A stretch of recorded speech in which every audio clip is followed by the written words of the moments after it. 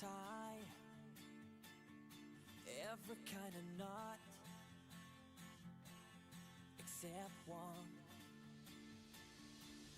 It's so hard, the greatest knot of all, so flexible and strong, but I do something wrong. I know the bowline sheep shank and the double overhand, but the trucker's hitch I just don't understand. Let's do the trucker's hitch.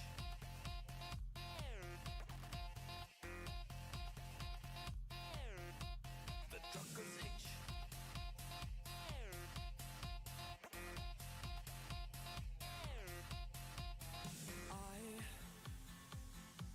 I really like to sail just to see the wind and me, but whenever I adjust my sail, try to loosen it up while I'm ducking my boat, I fail. I know the square, not the clove, here's the double shoelace bow,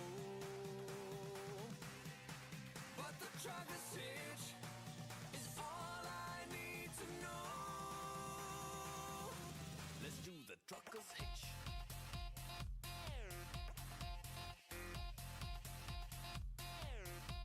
The trucker's hitch.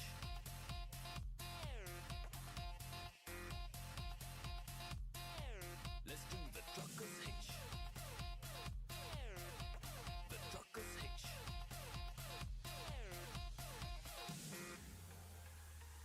People of the world, the time has come to tie this knot once and for all. Bonitas, show me the ropes. On every dance floor across the world, let's do the trucker's hitch. Are you ready? Let's tie this knot. Tie, tie, tie, tie, tie. This is how you do it. Bring it up. 1 2 1 2 test. Okay, I think it's working. Take it home. Bring it up. Spin it now. Show The volume is fine. pull it, fit it, push it through.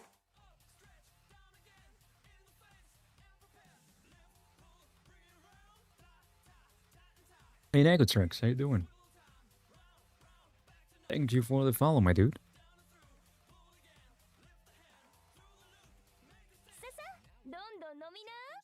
Dondo nomina? Or whatever she says.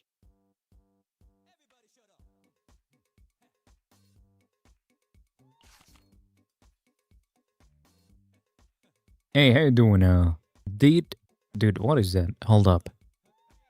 How do I read that? Kenny, how you doing, Kenny? What's up?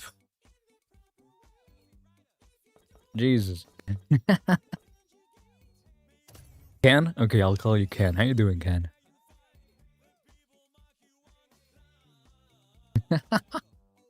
It threw me off, dude.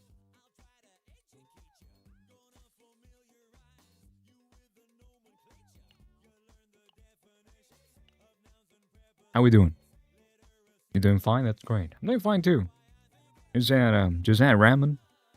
It wasn't very good, let me tell you, but that's because I made it myself, and I can't make ramen to save my life. At least not good ramen. I can make bad ramen.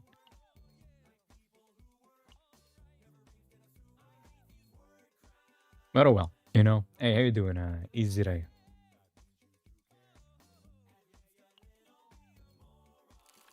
But yeah, other than that, doing alright.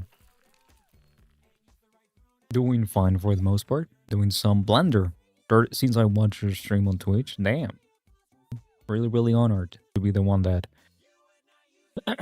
inspired you to do Blender, or at least help on that. Hopefully you're having fun.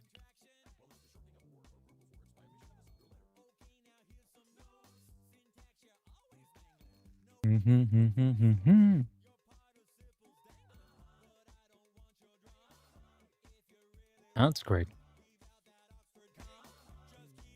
That is great.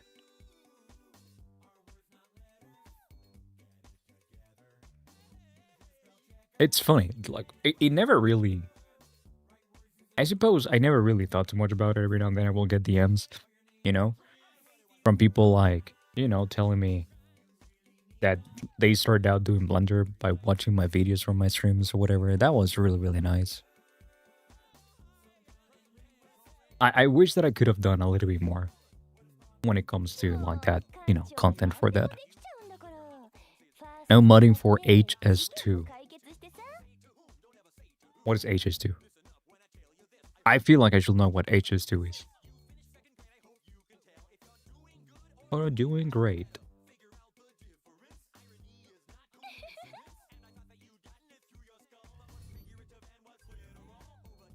Exactly, dude. See, you have the right mentality. That's the right mentality. If these bozo can do it, I can do it as well.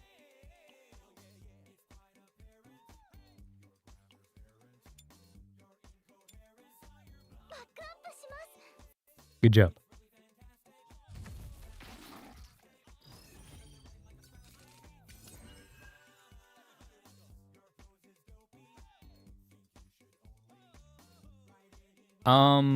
No, these I should be able to beat these in auto mode. Just fine.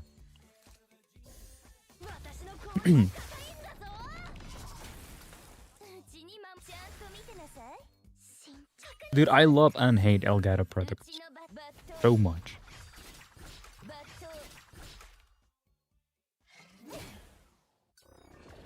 It's extremely annoying how sometimes they work, sometimes they don't. But when they do, it's like, you know, they have good quality. Yo, following for a while and a patron sub. Wondering if I started from scratch realistically, how long would it take to be able to create beautiful waifus myself? It depends on how many hours, you know, you want to put into it. Poseidon Magna, also, thank you. You know. But yeah, it really depends on how much time are you able to actually put into it, and like honestly, it depends on how you see things, you know? Like, I could tell you, like, hey, you know what, I actually put, like, 1,000 hours, which realistically, I've actually done probably by now over 10,000 hours of Blender. But, like, maybe you learn faster than I do, you know? So, it really, it depends on, like, how much dedication you put into it and how much you like it. Okay, I need to stream deck. Let's heal that. Let's start it up. Oh, let's start it up again. But it offers best customization of all game ever. It's like DAS but better optimized and easy. I can't really say that I've ever really used DAS. I think I installed it once and I tried to see what was up with it. But never really, you know? I don't know. I never really was too much into it, the whole DAS thing. 1-2 hours a day, if I try hard enough. The important thing to remember, like with anything in life, you know, you want to do it a healthy amount. And a healthy amount is for as long as you want to do it. Never push yourself to do something that you don't feel like doing. For the most part, there's times that you have to push through a little bit, right? You gotta learn how to identify what those times are. But for the most part, if you want to avoid burnout, the moment that you stop feeling like doing anything, these applies, at least I feel this applies for everything. Not only for, like, you know, 3D, like anytime that you're trying to learn something. If you're doing it because it's a hobby, because it's, you know, something that you want to do as, at least at first, you know, as a pastime kind of thing, you want to do it slowly, right? And you want to be able to, again, identify when you actually feel like doing something. The moment that you don't feel like doing something, it starts to become a chore, right? And the moment that things start to become a chore, we don't want to do them anymore. And we start kind of like resenting a little bit the fact that we're about to do something, or that we have to do something that we don't want to do.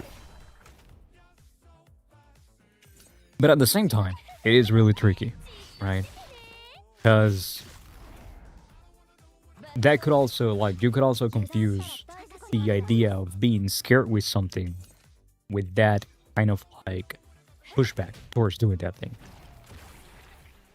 The important thing is try to have fun. As long as you have fun and you are willing to learn and you're open-minded, you know, when it comes to like criticism that maybe some folks might give you, you gotta be careful with that. Not everybody has good criticism.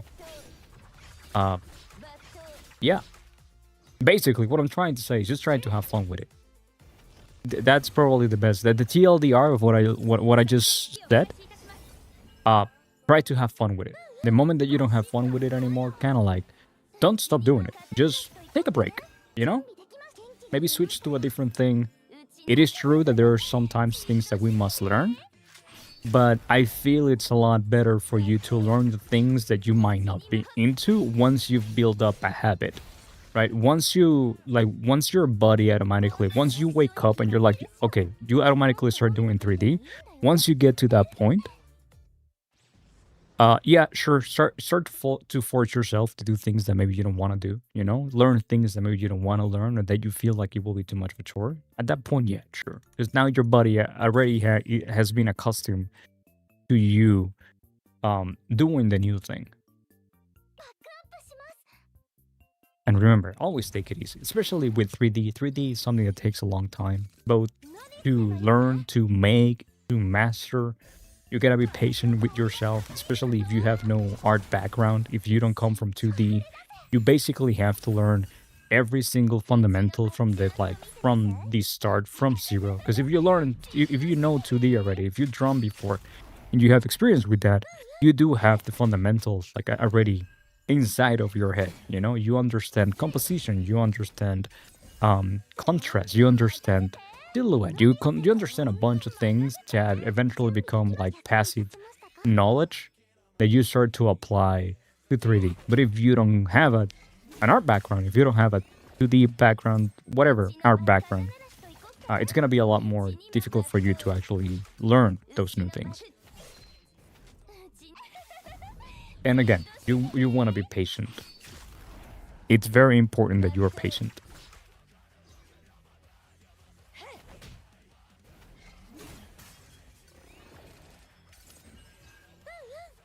And you lose your creativity. I don't think that you necessarily lose your creativity, Ken, but you do start to kind of like begrudge. Is that a word? Is that what I'm trying? Is that the word that I'm going for? You know, you start to resent the idea of having to do something. You know, you start feeling frustrated. And little by little, you get closer to the burnout zone. And you don't want to be anywhere near that zone. You will eventually get to that point, always.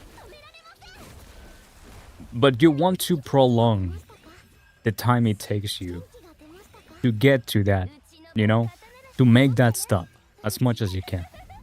You will always have to make a stop at Burnout Town. Always. At some point. It's not something that can be avoided. It's something that it's just part of the whole cycle. Because you learn things, and you learn how to, you know, you develop your eye, right? You develop your ability to see things and to appreciate mistakes, and to see where maybe you made a small or big fuck up.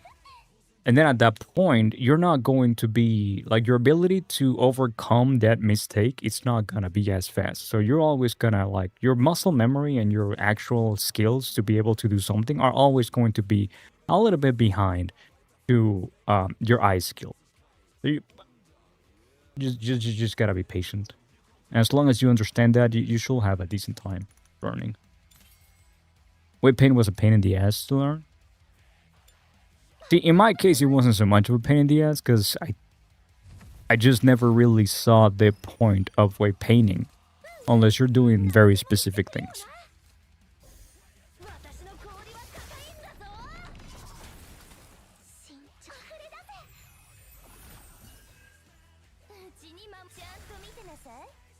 Like, everything in 3D has a purpose. Everything in 3D has a reason. And if you're doing weight painting, ideally it's because you have to work on specific animation.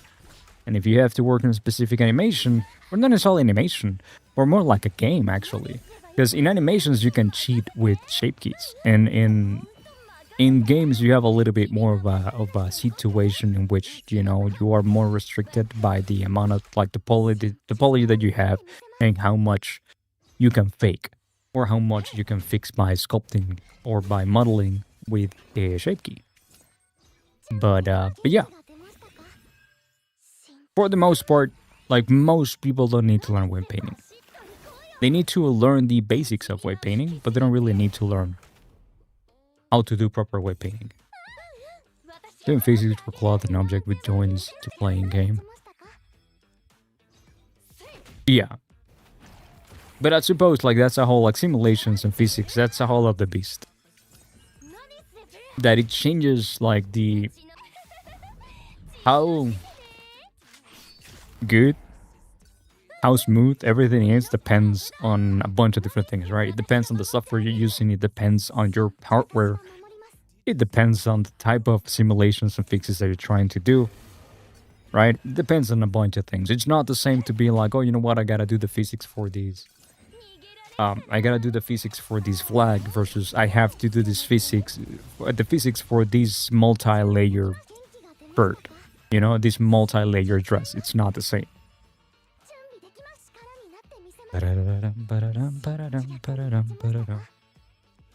Mr. Toot.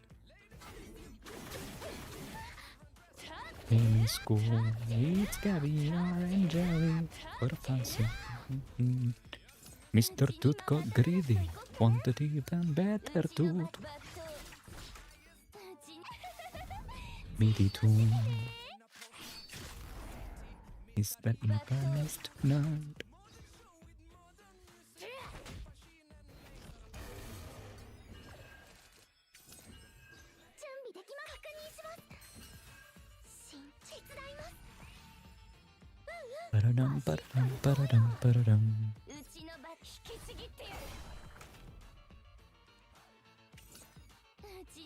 How's the music, by the way?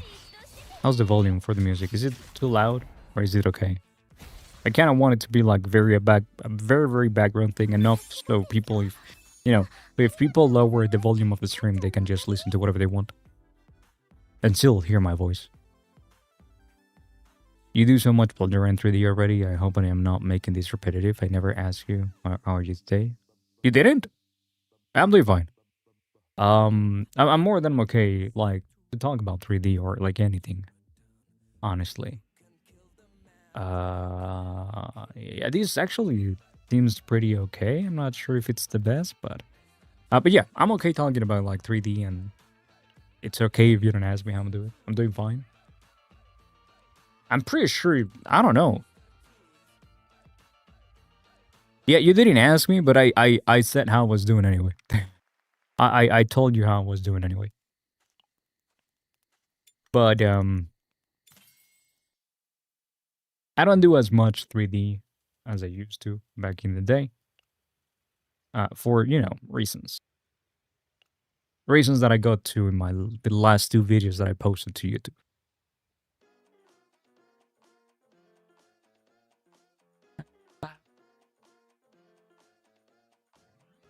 What is this song? Okay. Yeah, I remember now.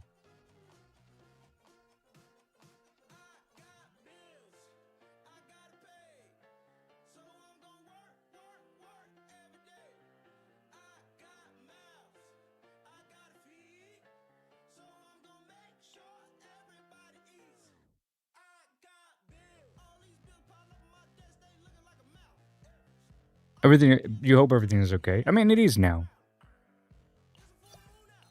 And even by the time that I made the videos, things were okay. It's just that, I had to address a couple of things whenever you have the time. If you're really interested in, like, if you're wondering, hey, wait a second, why is this guy playing games instead of doing 3D? I address those things on those videos.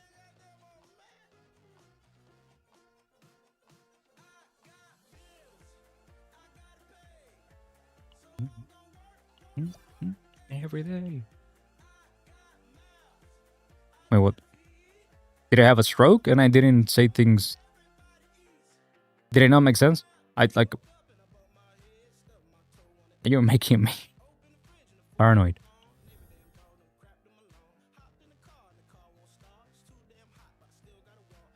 Oh no, it's just that, like people. I mean, it is to be expected, Like if I make a YouTube channel and I post nothing but 3D, and I have a Twitch channel while I was doing nothing but 3D, people follow. They expect to see 3D. And in the past, like I've had comments and I've had questions of like, hey, what happened to 3D? Why are you playing games? Blah blah. Not necessarily people being rude, just people wondering like, hey, what happened? You know? Because I did disappear for like 5 months.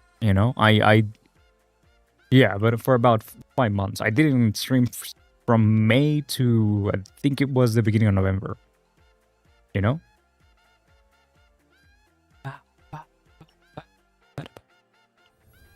And yeah, while I'm not gonna be doing 3D anymore on Twitch and YouTube, I'm still more than happy to talk about 3D. Like it is what I do after all. What am I having a stroke? Can I please just brain? Can you do the thing that I want you to do? Oh, Jesus Christ. See it that way?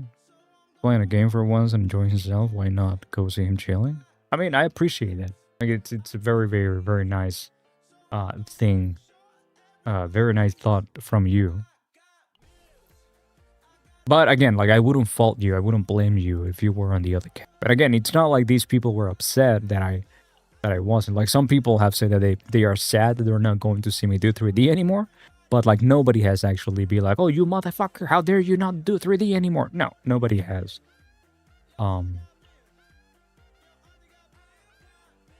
Nobody has ever been like that, I think, as far as I know.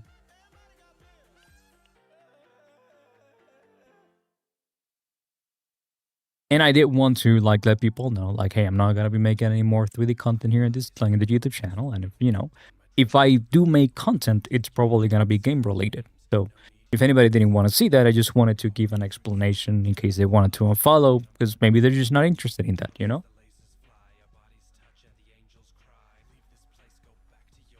After all, like nowadays I'm mostly playing gacha games, and gacha games they have with a certain group of people, I suppose, they have bad rap. Right? Dude, I'm really disappointed that Rain is not. Rain is nowhere to be found here. Do things alone now. Thrill and challenge are what matter most. Dreams and romance. No, the thrill and challenge.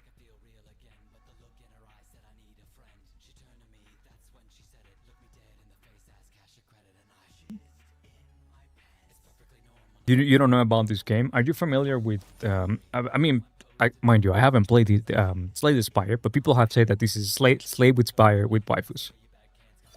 It's basically a gacha game in which each character has a set of 8 cards, and then you have to build a deck with those cards, basically, and kill monsters and stuff like that.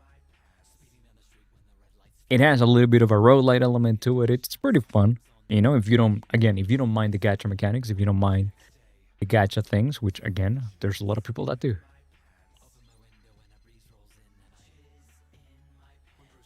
Yeah, I mean, it's not card collection because it's not like you're getting cards. You're getting a character, and the character has cards, and you can't interchange those cards.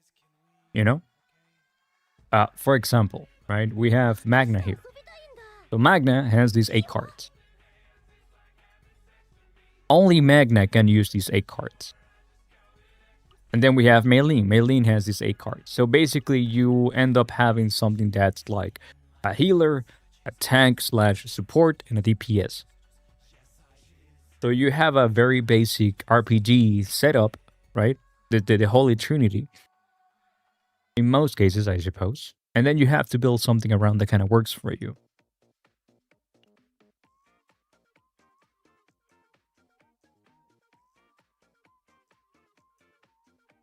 And of course, boobs, right? Like there's lots of those.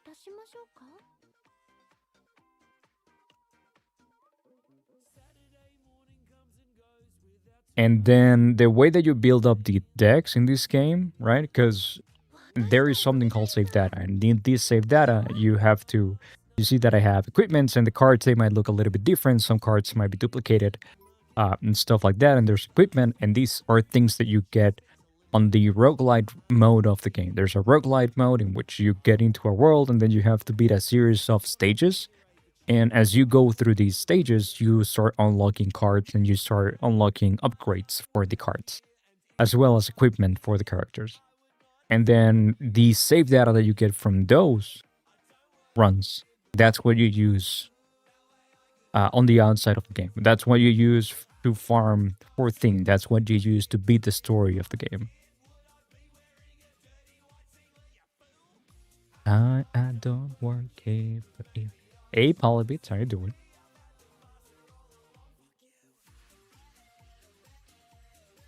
I don't work here. Ooh, oh, ooh, oh, ooh, oh, I don't work here.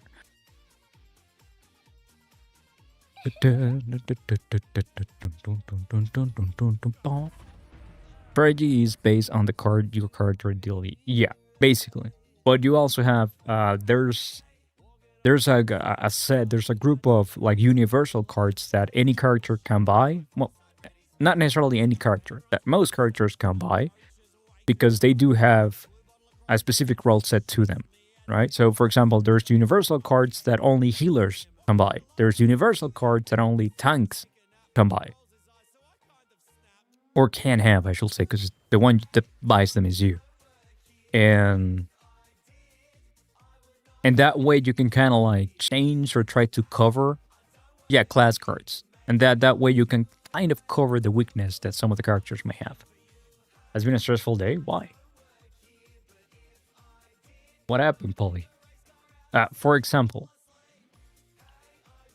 Mika, she's fucking OP. She's the best healer in the game. She's also pretty much the only AP generator. AP generator.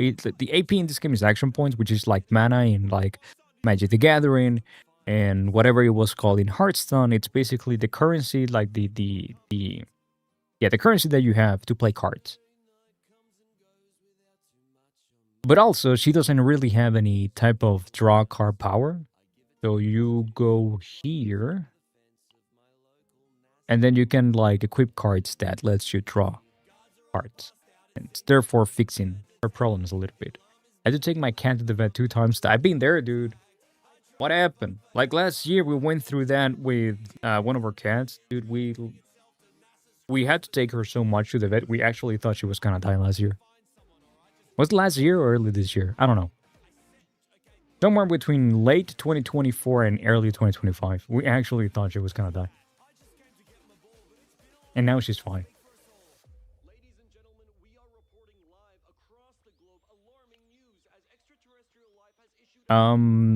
Before playing Where the Winds, whatever the name is called.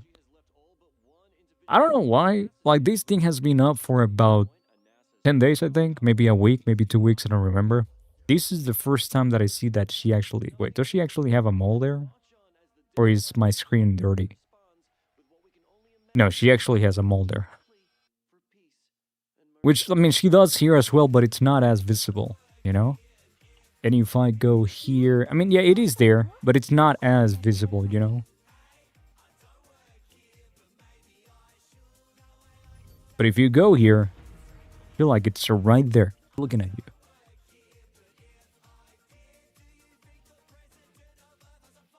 Is your cat okay, Polly?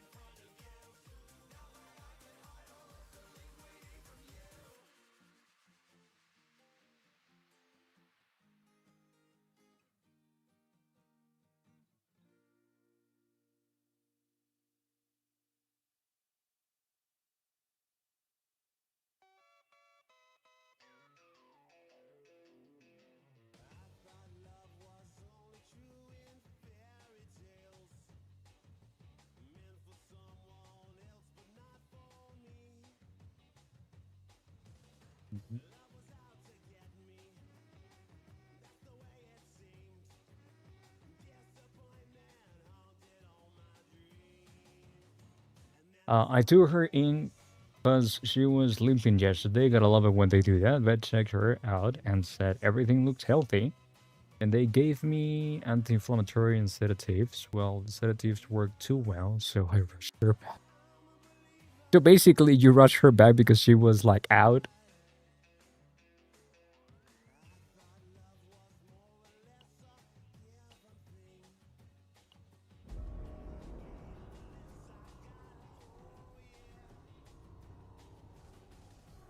Let's try to get a tier 12.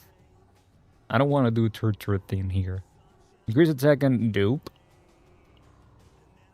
Max health, increase attack. No, it's 10%, but no. Increase attack, no. Start one card randomly, max health decreases each time monster dies. These should be fine. As long as she wasn't blinking and they said it, that's normal and told me to bring her back. Dude, gotta love it when cats do that.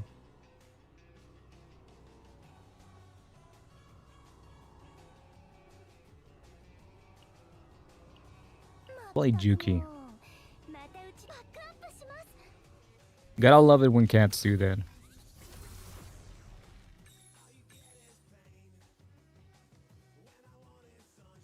Especially because cats, they are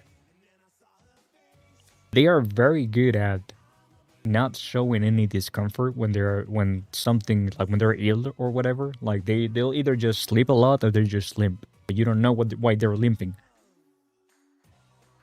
Believer, I'm a believer.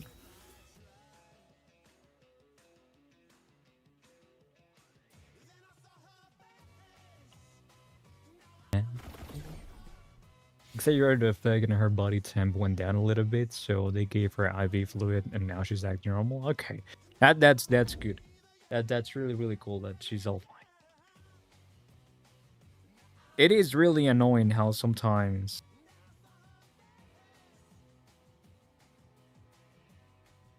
like cats will again, dude.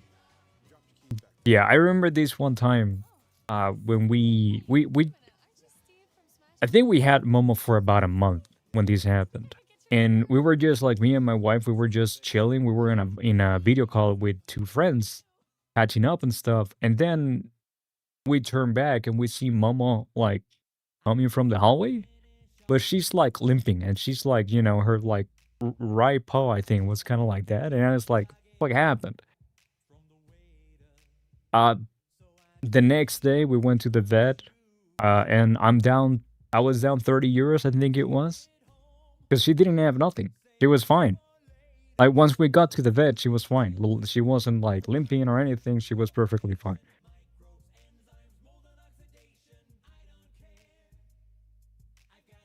I'd be laughing my ass off. If my cat was like, you know, like wonky and shit. Hey Ben Hazard, how you doing? Save? I can't save in this game. Sadly. Where's the chance for beating Kyle with this card? I'm not playing these things. Lose 100 credit, gain 1 round legendary neutral card. Let's go for this. You're down 450? Yeah. I mean, that's kind of what we had to spend, I think, with the other time, but she actually had something. It's just that we found a way to make her better. But like we found out what was wrong with her.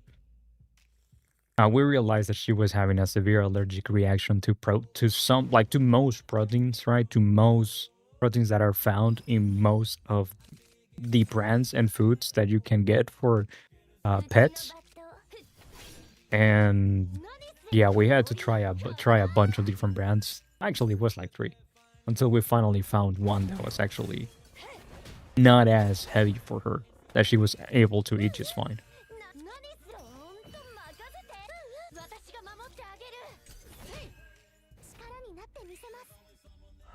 I also paid for blunt work because why not? Yeah. At that point you might want to get ahead of whatever that might come up on the next curve.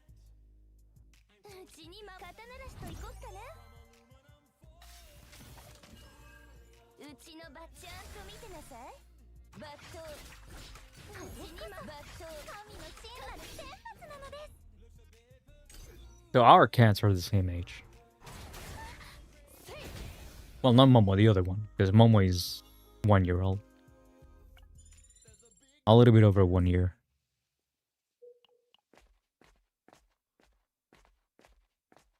Yeah, dude. But my wife got like she actually has a little bit of PTSD of how much we really thought that she was gonna die.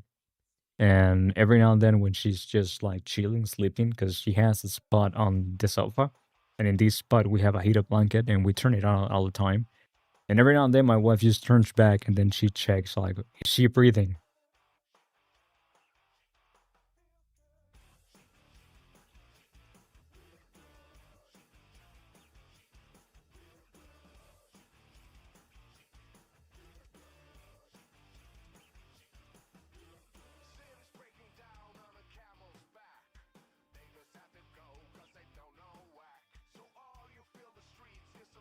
Cats, yeah. Because these shit, I don't think these things happen with dogs. Because dogs, whenever they're sick or whenever they're down for something, I mean, they bitch. You know, they're a little bit more expressive when it comes to when it comes to most of things. They're a lot more expressive. But yeah, you know, they're a little bit more babies than cats.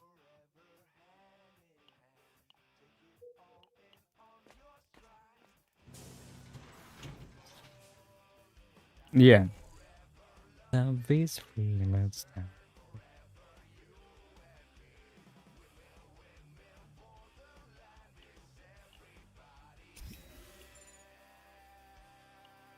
See, can we get something good? 9. Can we get something good? 9. Can we get something good? Yes. Actually, we got 2 something goods. Can we buy them both? We can't. That. Well, it is what it is. I have my dog pretending to be hurt or sick, so I pay attention to them. Yeah, but cats don't do that, you know?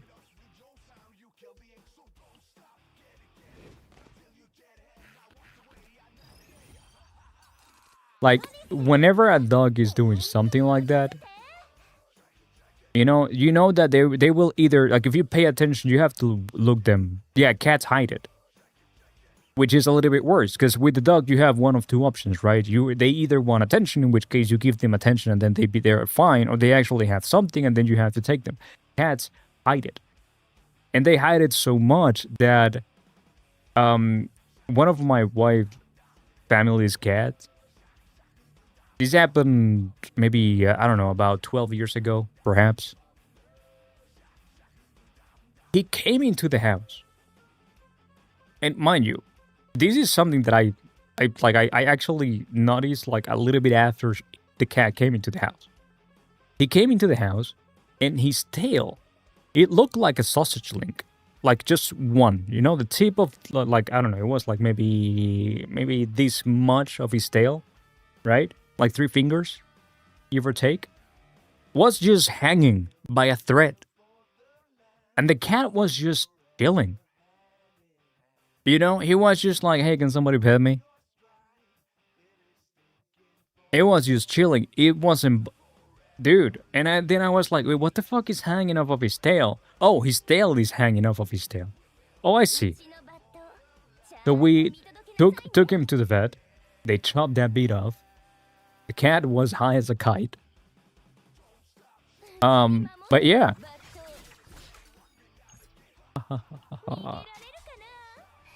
You never know with cats, because they just hide it.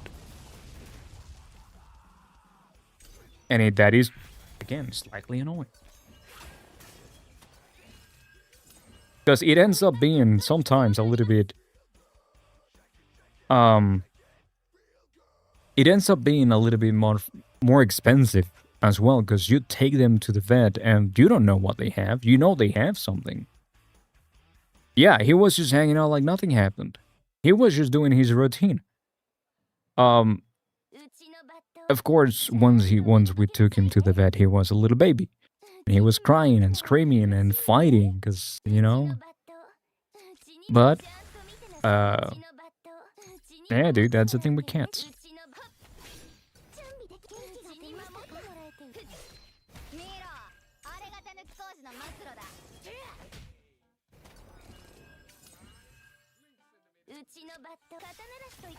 But yeah, like I was saying, you end up spending a little bit more money when it comes to cats, because like you can't really tell what, you just think that there's something wrong. Like, we have been paranoid enough at this point that sometimes we see an odd behavior, you know, in our cats, and we're like, should we take them to the vet? Because they're not acting the way that they should be acting normally. But it's not like we have an idea that something is happening. We just assume that something might be happening because, well, they just hate it all the time.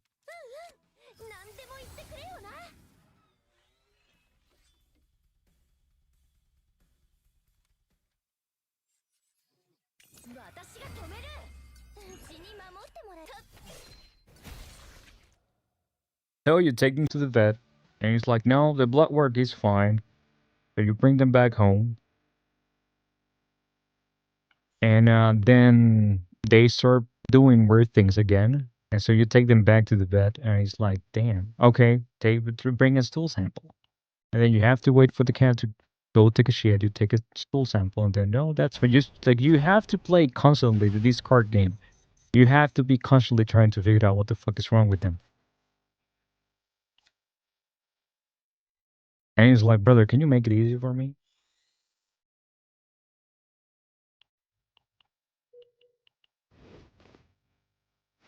Now, dogs have their own, bad side, and it's the fact that they will eat anything. So you'll have to take your dog to the vet because he's choking with his rubber duck. Because he tried to eat it, or he got too excited and he swallowed it accidentally.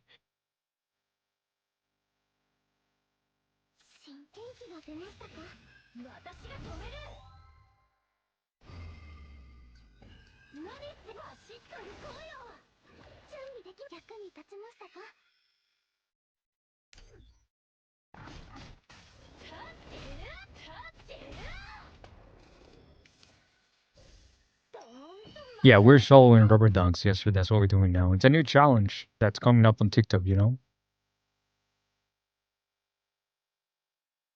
The faster you swallow a rubber duck, the more man you are. True story. Oh, fuck yeah. I got the one that I wanted. For practicing. And that's how Jesse realized he doesn't have a gag reflex.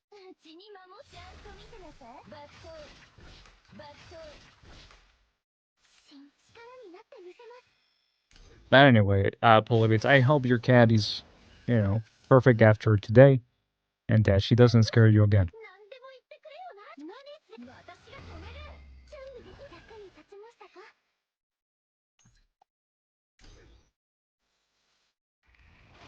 How you doing, Jesser? Well, I mean, she's going to scare you again. She's 15, right? So, like, things are bound to happen. But hopefully, it's not too soon. Hopefully, you can spend Christmas and New Year without having to have a cat worry in your mind.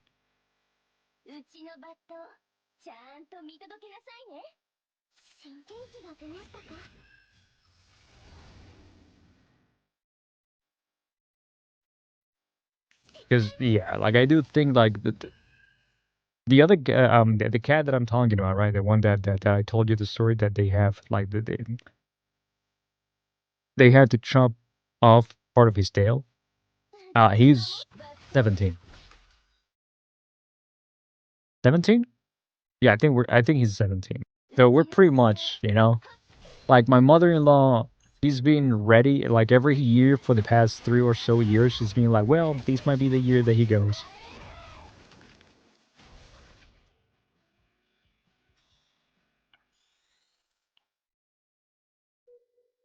But from what I've been told, things are starting to fail with that cat. So, it might not be that long. I'd be surprised if he makes it to 20. If I'm being honest. Yeah.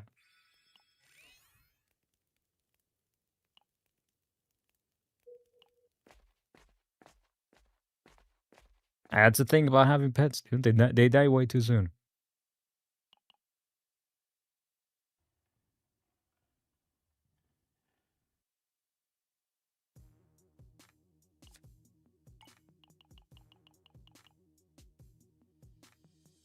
They see me rolling.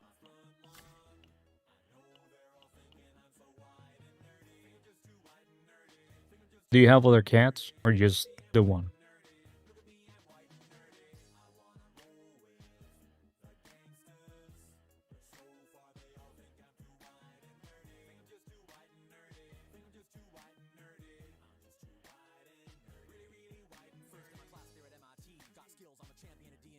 I'll go down. Just the one and she'll be my last. Funny. My wife said the same thing. Yeah, I mean, we still have Momo. So, like, I don't know if we'll have any more pets after Momo. Perhaps a Shiba Inu. I do wanna have a Shiba Inu. But you know, by numbers, like the Shiba should be like Momo should outlive the Shiba.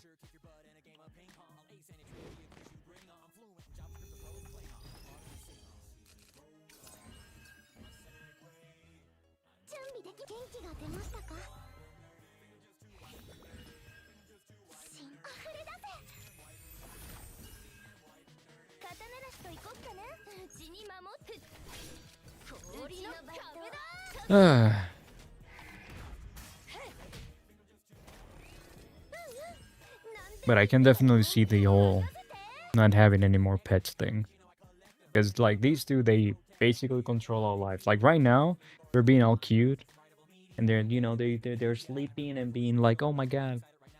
Right? Like, look at this little shit.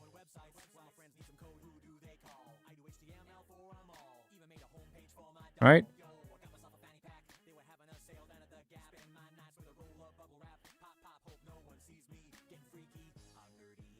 Like, right now, she's out, but she's been doing that. Like, she's been committing acts of terrorism the whole afternoon.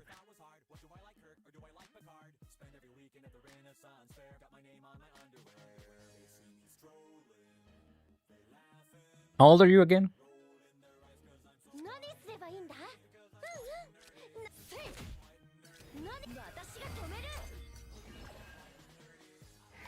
36? So we're the same age. Can I get attack parts, brother? That'd be nice.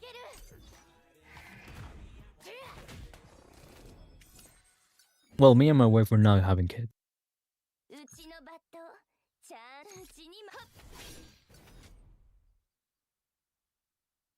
So, yeah. There's no if for us, I think.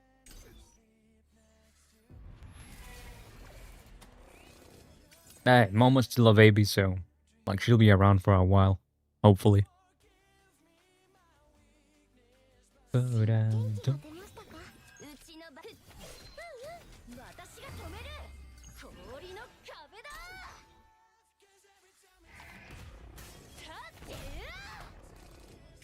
Oh, Jesus Christ.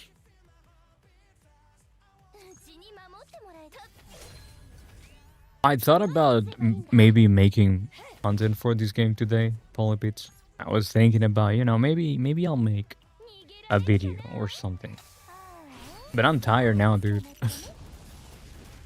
I've been like pretty much talking the whole afternoon because first, like my wife's staying at my sister-in-law's, well, her sister's place, and for tonight. So we were having a video call today because my nephews wanted to see my setup. And then after that, how long was the call, dude? I was in a video call with my mom. And the thing about me and my family is that we don't really talk very often, but when we talk, we talk. I was in a 2-hour video call with my mom today.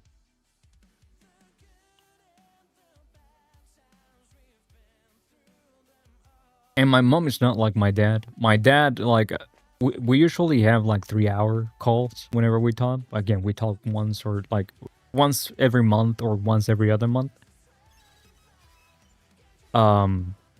But most of the time when I'm talking to my dad, like 50% of the time, it's probably goes away on a bunch of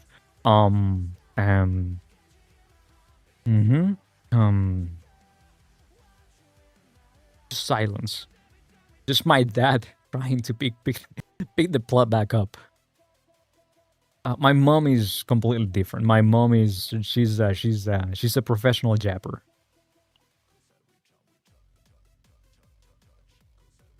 In a good way, I mean, right? She always has something to talk about.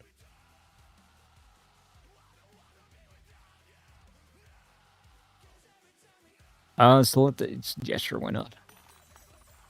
Ah, fuck, no. Do not show again. Reroll that shit. Thank you.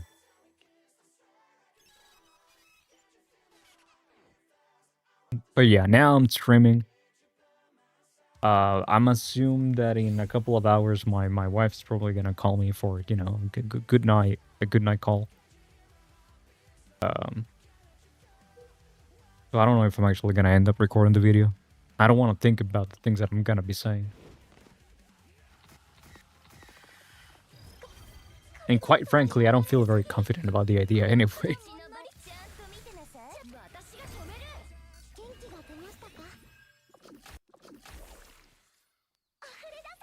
And it sucks that the only idea that the only quote-unquote strong idea that I currently have, it sucks that it's a little bit drama related. Oh fuck yeah, give me this. A little bit drama related because it's around this character. People say that this character is scrapped for this mode. Meanwhile, I've been like pushing on high levels with this character without having any issue. And it's like anytime that I see someone complain, I just think, well, seems like a skill issue to me. So I don't really want to make that type of content. Even if that's what pays. You know, just rage baiting people. I know that's what pays, but I don't wanna do that.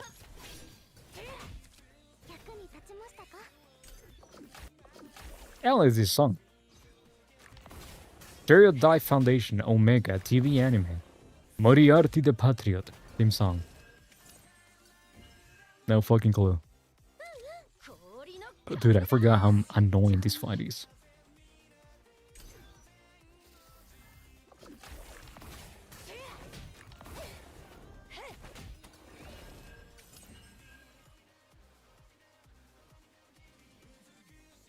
Wait, what are we doing? Alright, so we do... I think we only have 3 AP. Only one of them is going to attack, so this one won't really do much. I much rather do damage and heal, I think. Alright, and then I can go for these and this guy.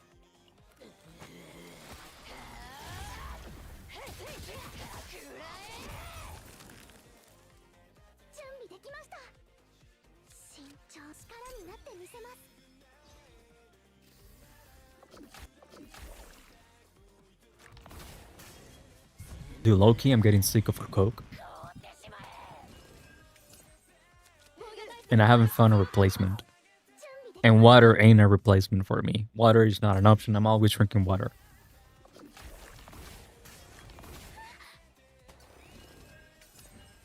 Oh my lord, dude. This is not going good.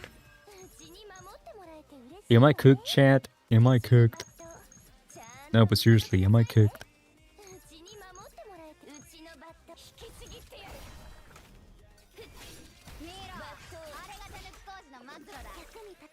Oh boy.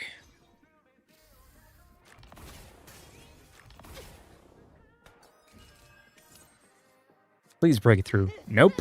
Because give anything but that one. Jesus Christ. Give me this. Let's buff up. I didn't want to buff. But I can't get any more of these fucking cards. Let's heal up.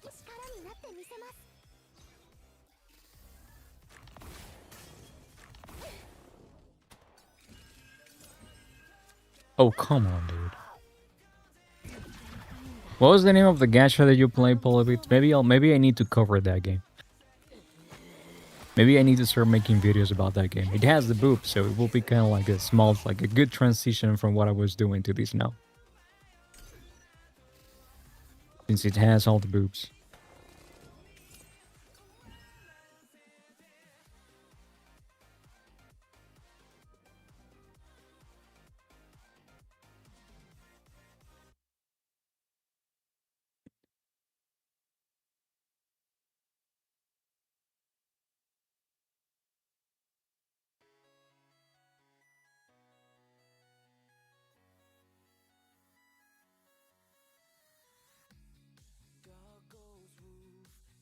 Action and Last Origin. Which one was the one that was based off of the hentai franchise or whatever it was?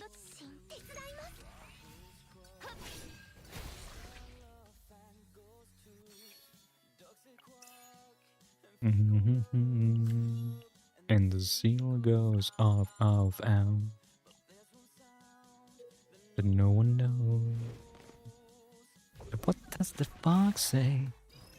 Ding a ding a ding, ding ding ding ding ding ding ding ding ding. No, I understood what you meant. I didn't understand at first, but when you capitalized the end, I understood what you.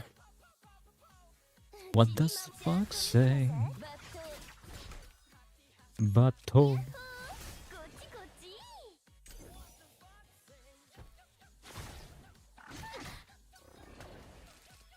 Have you seen, dude? I forget. Lost Sword, I think it's called.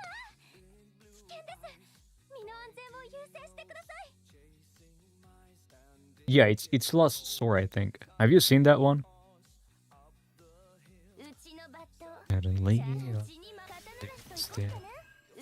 It's red, beautiful, like an angel in disguise. I mean, you might want to check it out. Maybe, you know, you like it. The only, like, I started playing the game. I played it for a couple of days. But I just couldn't keep on playing it. I basically, if the gacha doesn't have a PC client, an actual PC client, not the Google Play thingy, Majingi, I will play it. I can't play it. Fuck. What the fuck say? This is not going great. What? Yeah, it's definitely not going great. Oh my lord. What the fuck say? But if you don't mind playing games on the phone, you know, Lost Sword might be fun for you. It's one of those idle gacha games, you know, that you have to basically let your team kill on stage over and over and over again, and then you collect resources and you keep on pushing.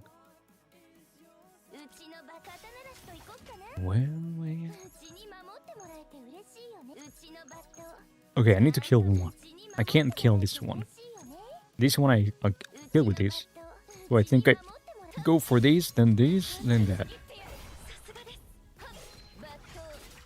And then I get hit really, really hard. I tried playing that game. I really tried to like it. I didn't feel like the gacha system was good. You know? Like the way that they were doing the whole gacha monetization thing, I don't think if it was. I should have done. Oh, never mind. He already had vulnerable, so it didn't really matter. I didn't like the way that they were doing things, and also I didn't feel. Yeah, basically it's just that they weren't generous enough, you know, and I didn't get lucky with the pulls. I don't think I got a single 5-star. I'm gonna try playing. I didn't reroll. I just played with the account. I didn't get a 5-star. The game didn't feel fun for me, and I just kind of like didn't keep on playing.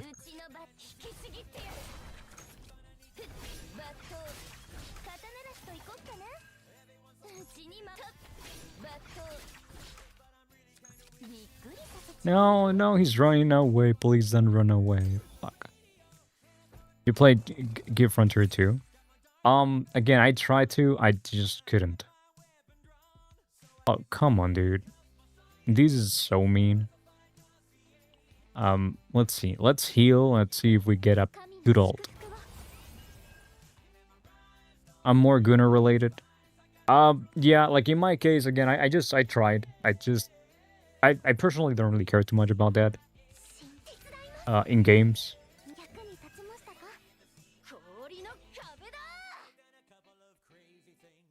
Any Nike? I know I have a bunch of people that follow me. I know they play Nike. I tried playing Nike. I actually played Nike on stream because people wanted me to play Nike to try it out, and after 3 hours, I just stopped. Oh, how you doing, Jenna? But yeah, I did one. I did try to get into Gale Frontline 2 twice. That didn't. It didn't. Yeah. It just felt like they weren't being like generous enough with the free pulls and shit. And I feel like gacha games, especially when they're starting out, they really, really, really need to be generous with the pulls. Because you really want to get people hooked into the things that they could do if they have a proper unit. I actually think that most games, if not every single gacha game, should have a selector. Right from the get-go. Just let me, like, I'm pretty confident that the retention average will go up significantly if you let people play with the character they want to play.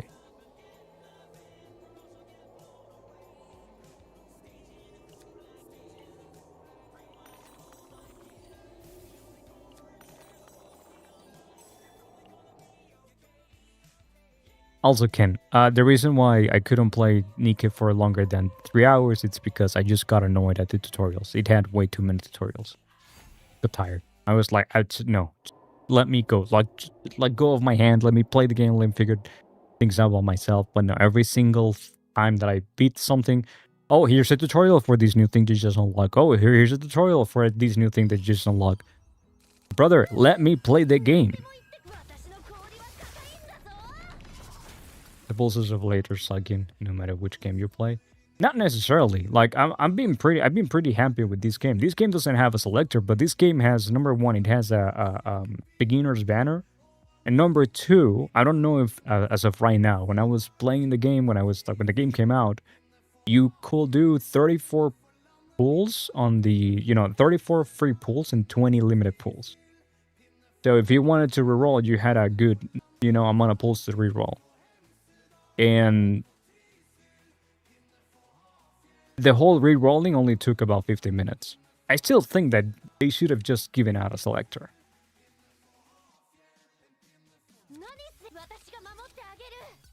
But yeah, I still feel like a selector was needed. And as of last week, I think, if for any new account, people will be getting about, maybe, I think it was like 50 something pulls within the first 50 minutes of the game.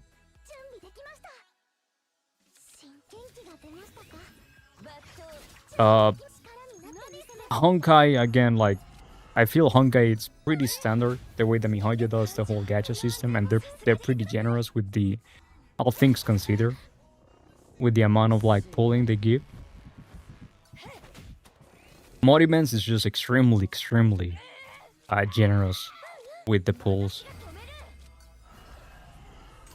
Yeah, most of the gadgets that I play, they are very generous with the pulls at the beginning. I don't care if they like if they like tighten up the flow a little bit. That's fine, because in the long run, I'm playing these games not because of Gamba. I'm playing these games because I find the mechanics of the games and I find the gameplay relatively fun. And also, I really like one aspect of gacha games, and it's the fact that they are restrictive. Because I get obsessed with things very easily. So it actually works on my benefit that the game actually limits the amount of things that you can do.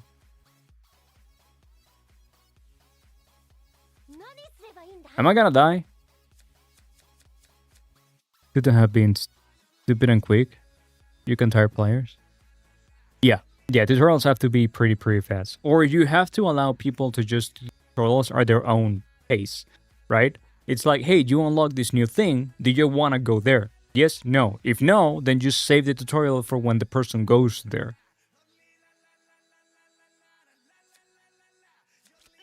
Jesus Christ, she didn't break through. Okay, I think I have to do these, and as much as I want to do these, oh fuck, I accidentally played it. I shall be fine. I'll be fine.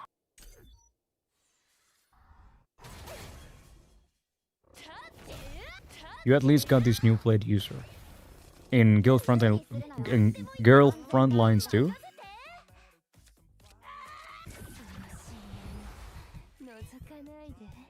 Oh, thank the Lord. That is a good card that I can use. Anyway, yeah, I do feel like gachas that are kind of stingy with the amount of pulls they give, they end up dying pretty quickly. But at the same time, you don't want to do it the other way, right? You don't want to overdo the amount of pulls that you give to people, because then people will feel that everything is a freebie, and they, you won't have the whales feeling as inclined to spend money on the game. Perhaps your game having all the characters, skin, accessories accessible through farming, as it says. Warframe does that. The thing with Warframe, it's not like the success that Warframe has had. It's not because of the monetization. It's just because the gameplay is really easy to get into and it's really fun. But also, Warframe suffers from another thing, and it's the fact that it has too much content, to the point that it's extremely difficult to get back into the game. I played the game a lot, dude. I think on Steam alone, I think I have 600 hours, and I've been playing since beta. So I wasn't always playing on Steam. On Warframe, I have 714 hours on Steam alone. And I had even more hours before that. But at some point I stopped playing, and when I tried to get back into the game, even though I had a friend that he was up to date and he was pretty busted, he was carrying me through a bunch of things, I couldn't get back into it. Like, there was way too much content to get into it. It was a little bit overwhelming.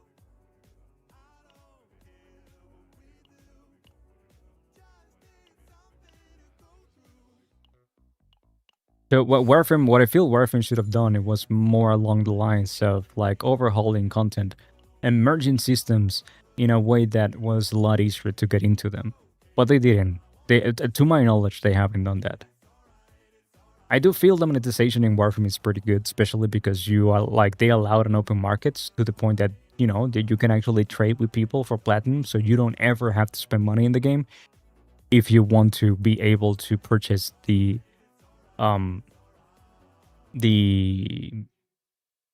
cosmetics.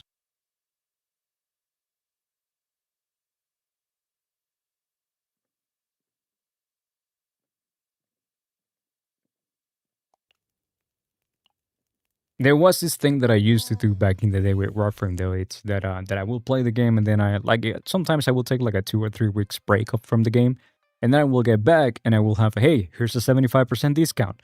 So I will just buy the $100 package for $25, and that will last me a long ass while.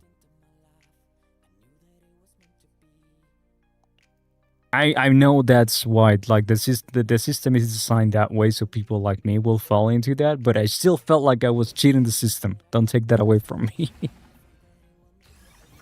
Don't you dare taking that away from me.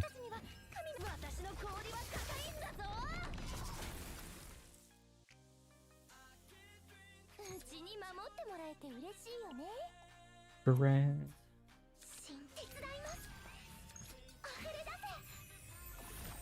Because then again, right, I don't really mind spending money in a game, dude.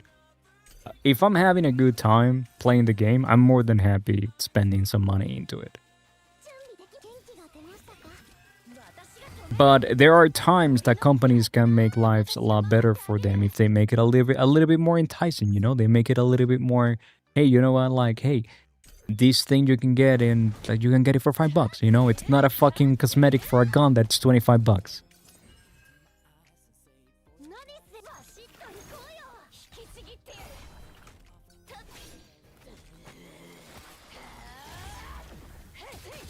Oh, no, it's not cheating, but it felt like that, right? So I was like, oh, I can't let these pass. I was like, come on.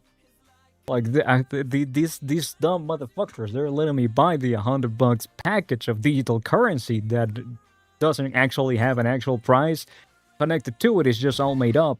But they're allowing me to take advantage of the system, and, like, instead of paying 100, I'm paying 25? Fuck yeah.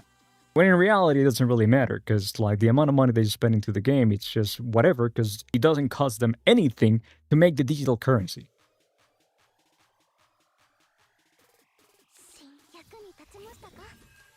So the system is designed to be that way, but that's why sometimes, some companies, they offer steep discounts.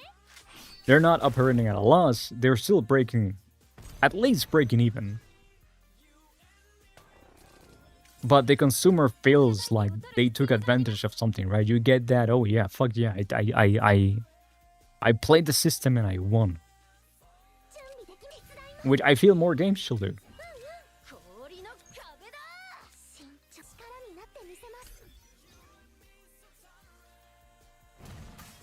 Because I'm not naive. I don't operate under this delusion that games should be free or whatever, and that once you buy a game, they should, especially nowadays that everything is online. And it's something that people take for granted, the fact that there are online features to things, and they think that they can live without them, but in reality, they're gonna demand they bring them back the moment they shut them down. Even after the whole Stop Killing Game initiative thing, like, the game's not gonna be the same if it doesn't have the online multiplayer thingy, right? For example, let's say, according to the, like, non-Stop Killing Games act, right? In theory, League of Legends should still be operating after they decide to shut it down. But they should release an offline version of the game. The problem is that League of Legends is only good because you get to play other people. So you can't really, like, an offline version of the game can't really succeed. And yeah, there's gonna be a couple of people that are gonna be like, oh, well, I'm gonna make it work through Hamachi or whatever, but that's just gonna be a very, very small, like, the game's gonna die, period.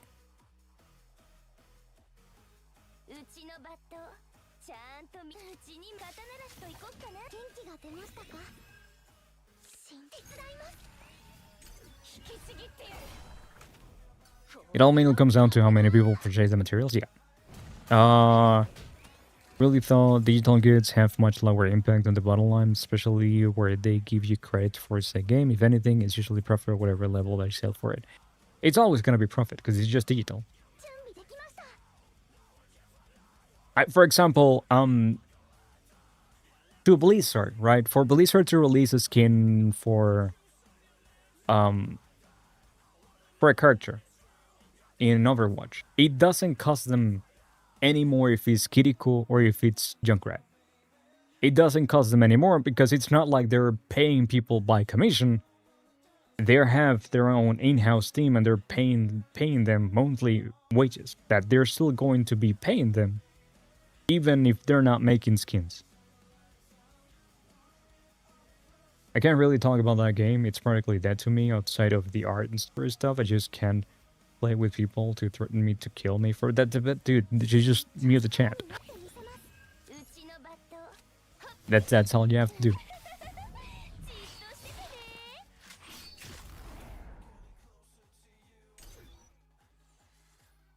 I learned a long time ago that all you have to do is just mute the chats, and like when you play anything multiplayer, and you'll be able to enjoy the game a hell of a lot more.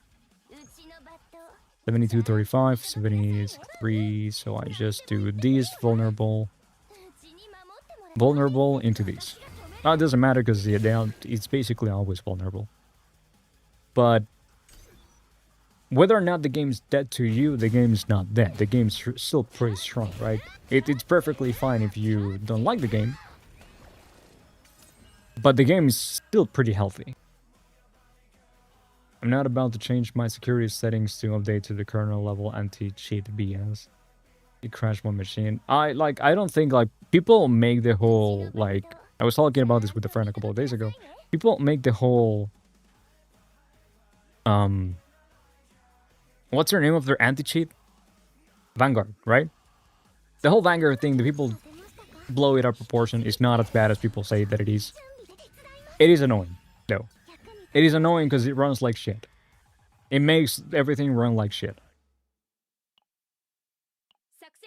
I don't really care about, like, the quote-unquote security things. I don't really care about, like, it running in the background, the kernel level. I don't care about any of that. Because it's pointless. And the fear that people have, I think it's misplaced. You know, oh, but why do they want to see what I'm doing? Do you think they really care about what you're doing on your free time? With what type of porn you're watching, Joe? Like, really? They don't really care. Is it intrusive? Maybe, yeah, but, like, they're not doing anything to damage you personally. But it is annoying and it makes the games run like shit. I didn't like I stopped playing League of Legends before they implemented the Vanguard thing.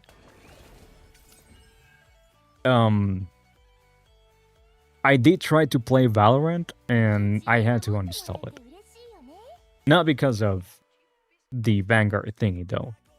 The Vanguard thingy was annoying because I had to restart my PC, and the moment that anything that I'm installing requires me to restart my PC, I don't want to deal with that anymore. But I just uninstall Valorant because it's a bad game.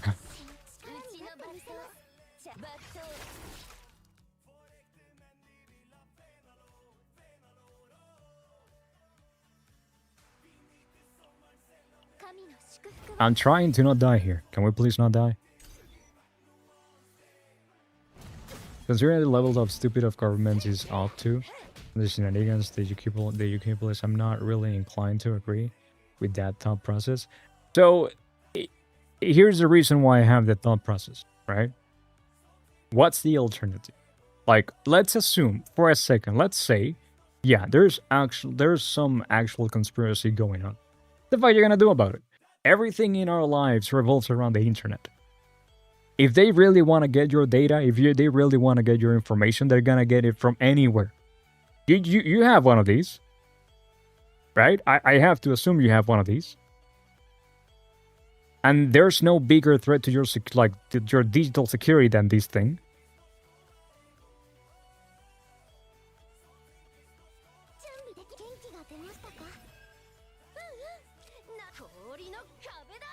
So, if we have already established that this is the biggest threat to your security, and you have one of these, what the fuck does it matter if some random company that makes games wants to install an anti-cheat system that runs on the kernel level, outside from having to deal with allowing the thing to do the thing in the first place, which is the thing that I'm annoyed by.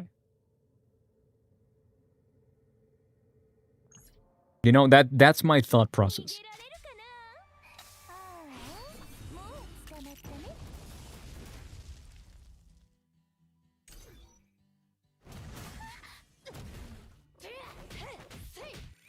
And also, there's a quote. I don't remember which show or movie this quote is from, but it's basically. Oh, I remember. I think it's from Jack Ryan, season 4. Season 4? Season 4. Yeah. That people often confuse or like misidentify, right? Stupidity for evilness or whatever. I don't remember what the word was.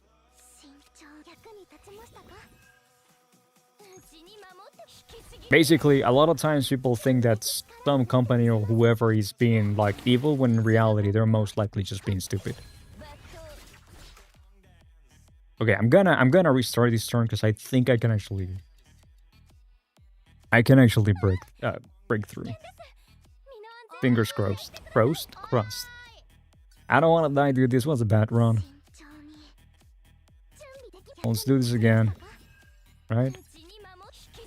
Do this here. Please. Pretty please. Oh, brother. Ah, fuck.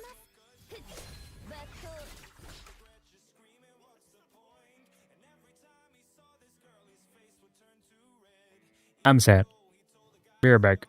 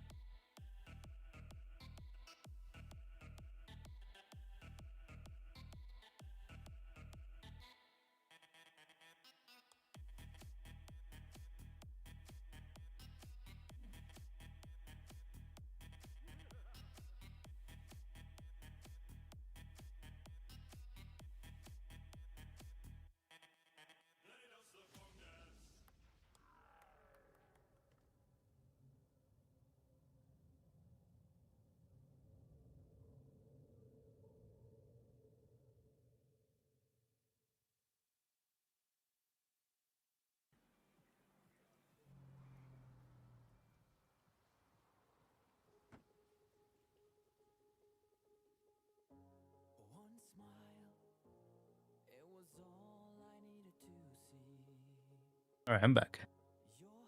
You want to worry about diesel security? Check the system, the hospital, and the backup running out. Yeah, dude. Like, I just don't care about most of those things. You know, if shit's gonna go down, shit's gonna go down. There's not much that you can do about it. And like a lot of the times, people want to think of like most people they have, you know, what I like to call the main character syndrome, and like they think that people and the governments and all those, you know, the big companies, they're all out to get them personally.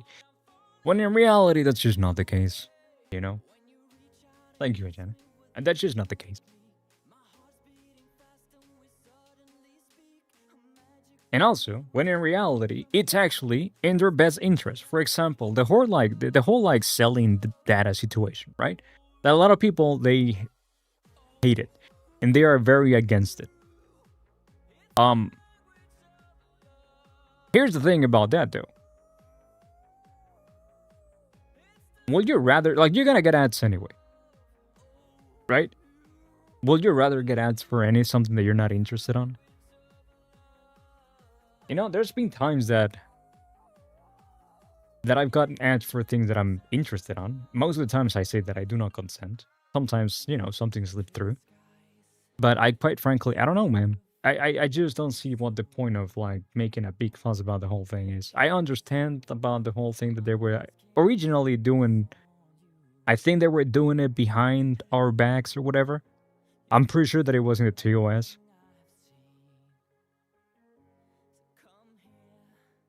Or something hidden. A bunch of random words that we don't understand.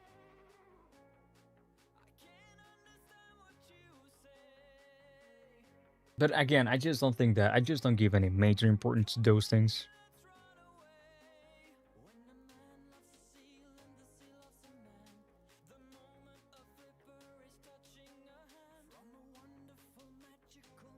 Yeah, ads are way less obnoxious if they are, if they cover your interests, and also, I have saved money because of ads. Or at least, you know, maybe the system is trying to make me believe that I've saved money because of ads. You know, because maybe I see, you know, a deal for something or whatever. But at the same time, again, what's the alternative? You know?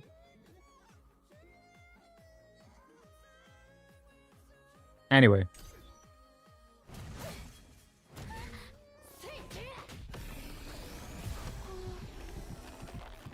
Thatch.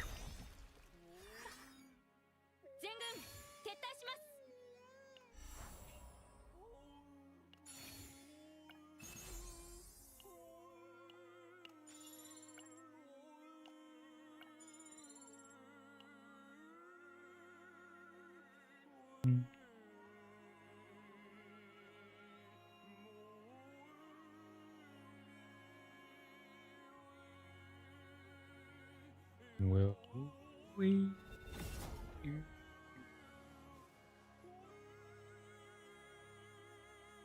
Hey, Great Ace, how you doing? Alright, let's see. Can I cancel these? Can I not have to pay for... I'm okay losing the data. Oh, how's the days treating you? They treating me okay so far, I think. You know, I'm a little bit tired. I've been talking through most of the day. But I'm fine. You know? Can I just escape? Please, please, please don't have your minds broken. Please. Okay, just the one. And it's the 4-star. That's fine. But yeah, day's going fine. How about you? I'm a little bit sad now because I lost this run, and I lost it because I was being stupid. I played poorly. I should I got distracted. I didn't get a few things that I had to get. On this game yesterday, and it's basically just gachas. Like that's what I've been saying. Yeah, that's it's basically Slade Spire with gacha waifus. If you have questions about the game, feel free to ask away for days. I've been playing the game since it came out. I leveled quite a few accounts because like at first I got my account, and I the first account that I made I got Python. And I was like, all right, let me keep on playing this thing. But then I ran out of content to do because I work from home and I don't really have like a schedule, so I play as much as I can play. And oh, Hugo is a very good character. And I was like, I want to play more, so I made another account, and then I, let me keep rolling to see if I can get a different character until I got a different character. And it's like, oh, and then I got another, and then I got, in one account I got, I think it was Ring, Hugo, Kalip, and Haru. I was like, okay, this account seems fine. Let me keep on playing it. And then I ran out of content to do, but then I was like, you know what? I want to try Magna. And I made another account, and this ended up being that account. Well, I made quite a few other accounts. I think I've probably, on 3 different days, I've done a bunch of rerolls. Not subsequent days, mind you. And then I ended up with this account, which, like, this account is pretty nasty. Because, like, I got 2 Magnus, I got 2 Meilings, I got 1 Renault. No, I got Kalip, I got Haru, I got Kaidon, I got Luke, 2 Lukes within the first 100 something pulls. The other problem is that my partners are shit on my own. No, so Hugo, if you want to beat through the content quickly, you play Hugo with Tressa. And then you just, it doesn't matter what comes your way. Things are gonna die. Hugo and Tressa. Hugo, Tressa, Mika. And it's just easy. Easy mode.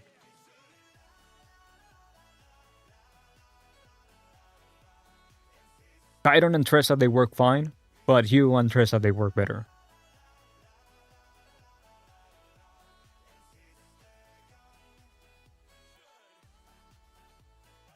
Kaidon is really good, 100%.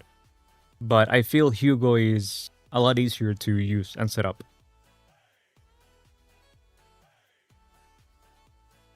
We don't care about what they make about our personal data for ads. Just keep them too overwhelming.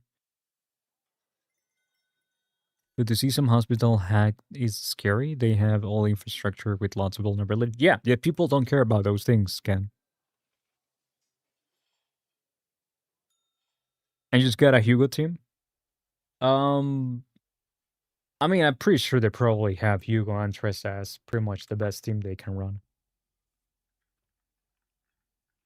Hugo, and then Deacon teams. Yeah, Hugo, Tressa. Hugo, Tressa, they are pretty good together. They're one of the best teams I think you can set up in the game. Simply because like they dish out so much damage for free.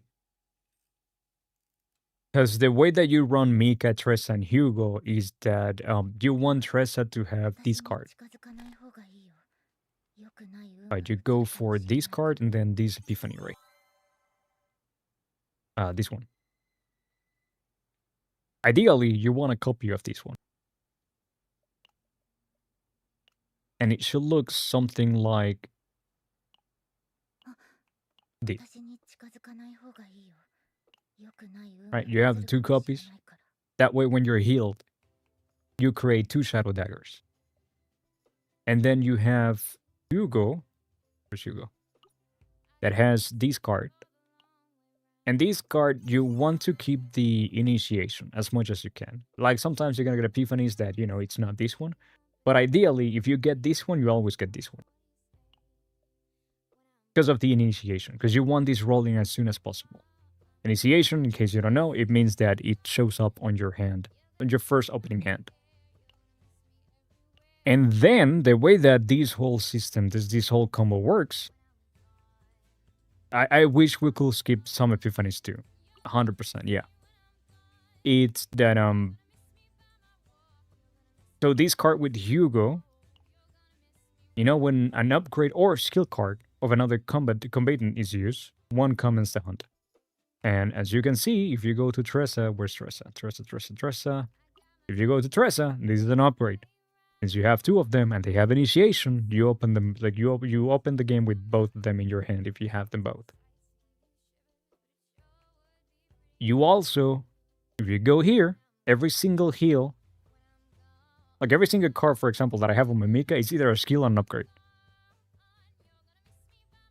So every single time that Mika plays a card, most of the times, 1, 2, 3, 4, 4 cards, 4 of the 7 cards, I suppose.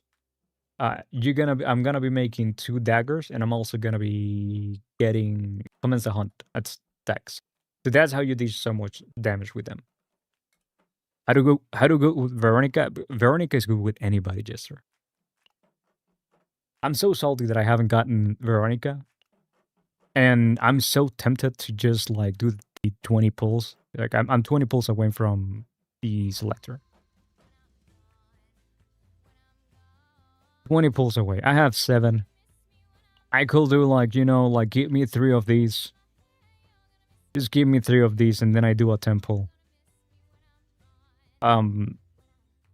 But at the same time, in my head, I'm like, okay, say I get Veronica. How the fuck am I gonna build her? How you doing, Vicious? What's up? Because like I don't really have a lot of things, dude. By a lot of things I mean, let me go storage. Money. Where's my money's at? Money. Where can I see how much money I have? Am I stupid? Am I not seeing it? I thought it was here. Oh, money. I have 1.6 million. Chizuru is coming out in, what, 10 days?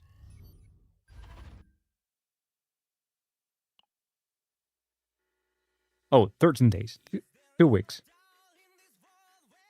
And getting a character to level 50 is expensive as fuck.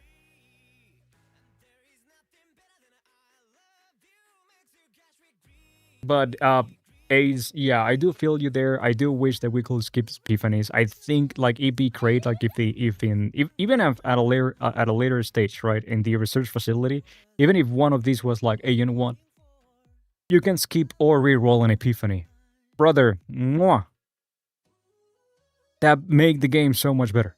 I don't know if pulling for Juki is worth it. It depends, dude. It depends on what type of player you are. By that I mean, there's so many people that I've seen that I've heard complain about Juki, saying that she's not good in chaos. And to that I say skill issue. Like I don't think I can show you because I don't think there's a record for those things yet. But I was able to like beat like the level 8 of this thing with save data value 13. With Juki. Just fun. With a 50% health penalty. I just tried one here, but like on this one, but the reason I died, it's because I played poorly. I chose wrong things. I chose things wrong. Is she worth pulling for? She's a really good AoE. In your case, I don't know how worth she will be to pull for, considering that you already have Hugo. In my case, when I pulled for her, I didn't have Hugo. So that was like my main reason to pull for her. Of course, I got Juki, I got to level 50 with the pulls that I got from level 50. I got Hugo. So that was fun. So yeah, she's a lot of fun. She's very, very good for AoE. Something that Hugo is not necessarily good at, because Hugo only works with single target skills.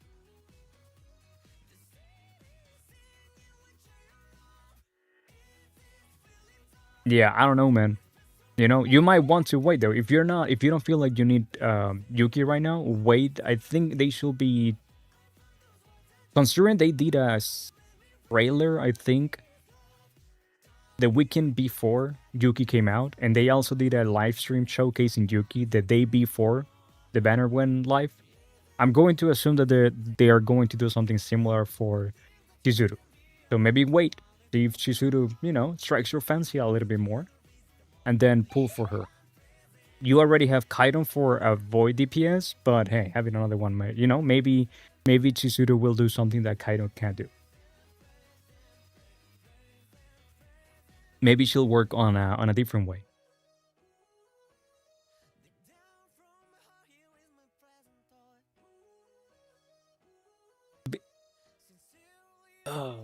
Jester, you've been spamming Hugo Tress and never use anyone else, only just starting? I mean, dude, that's a really good setup. Hugo and Tress are a really, really good setup. They're gonna take you very, very.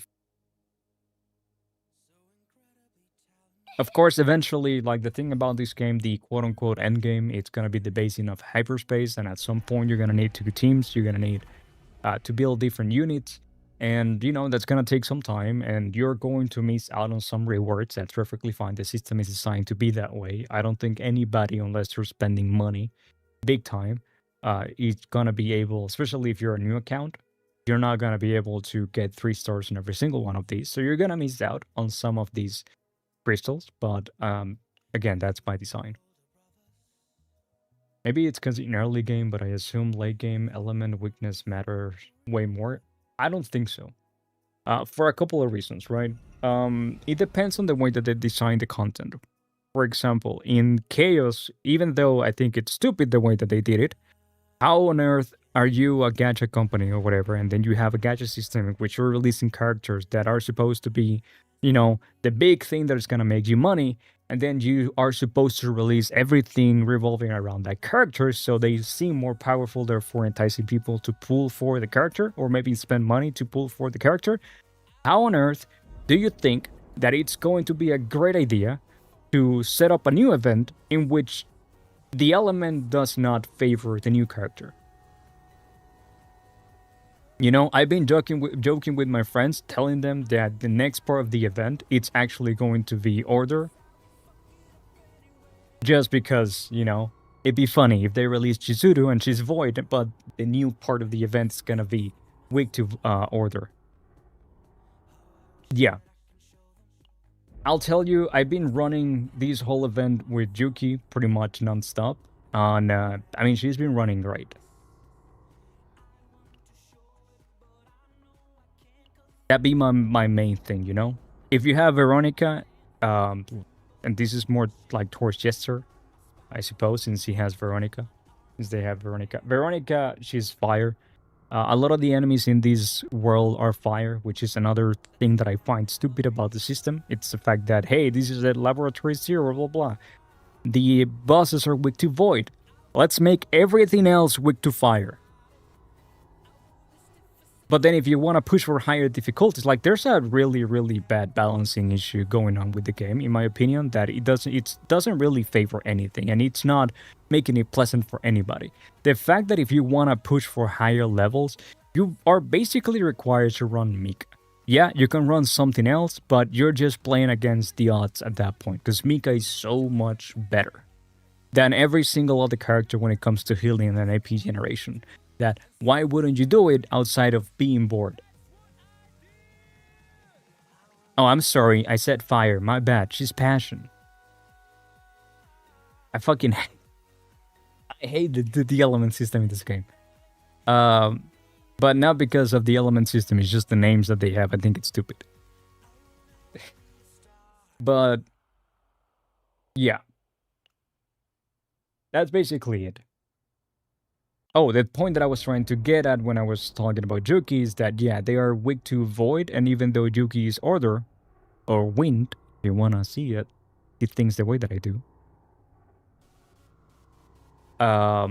There's still a lot of the fights, they revolve, especially the trash fights, which at the end, actually, honestly, the trash fights, they end up being more difficult than the actual boss fights. In my experience, I've lost more runs to the later ad fights than the boss fights.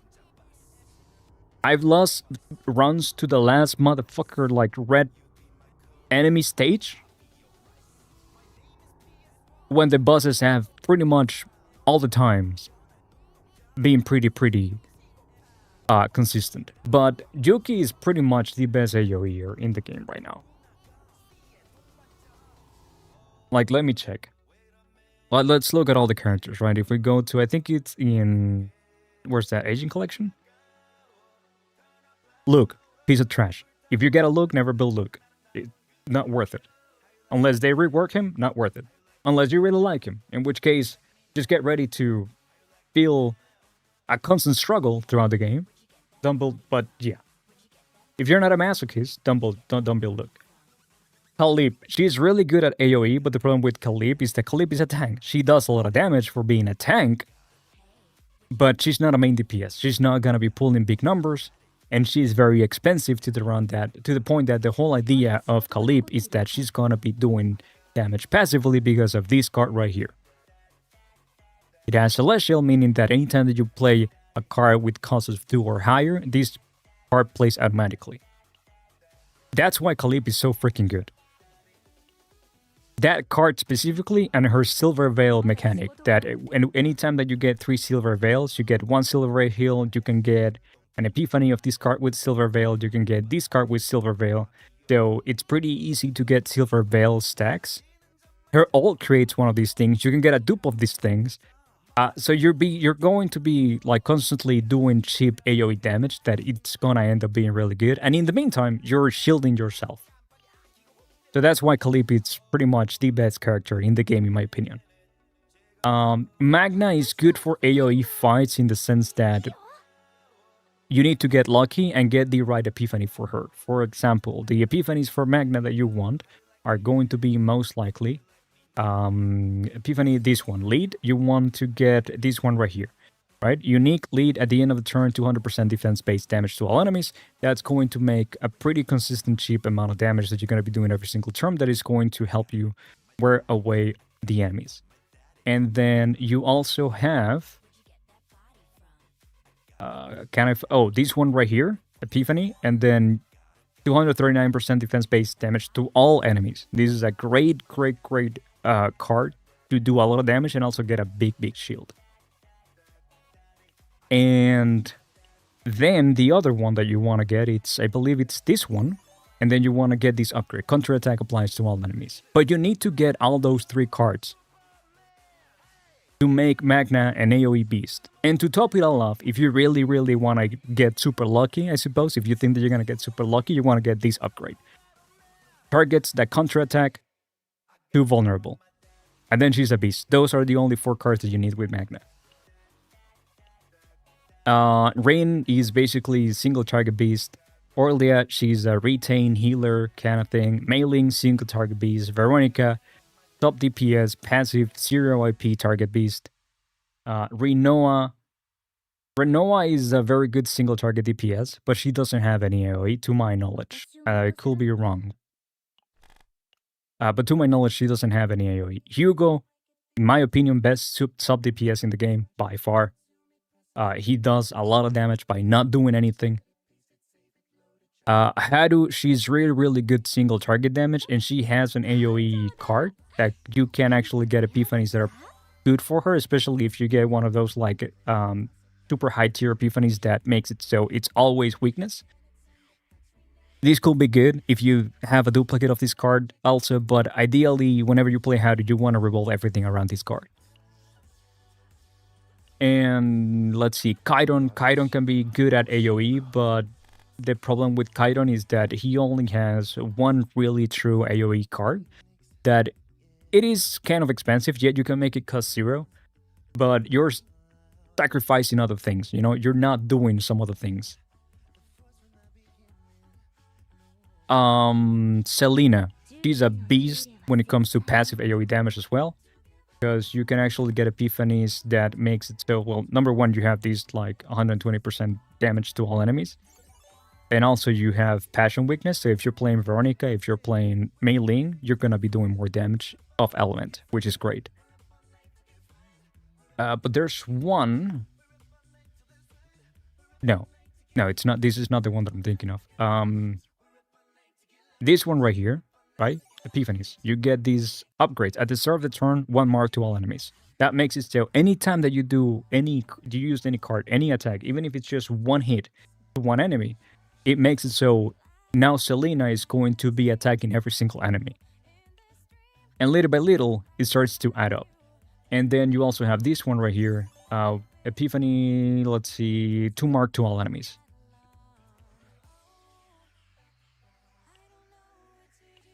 Prism modules on Hugo? Prism modules? Wait.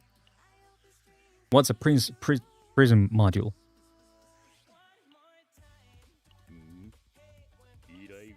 You mean memory fragments or like these things?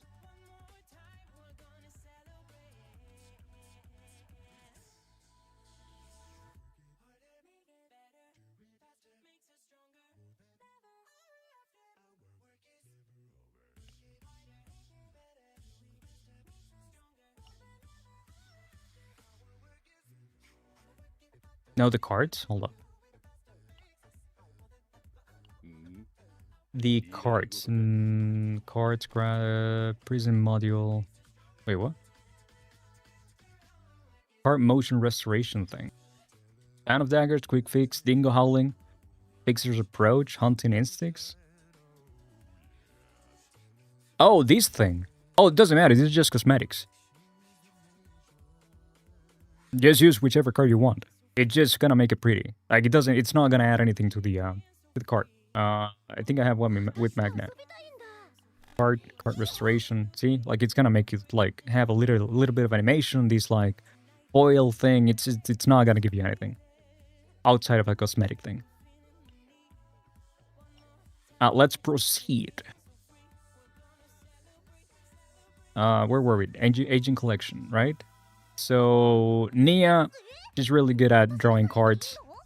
Can I click on the right thing?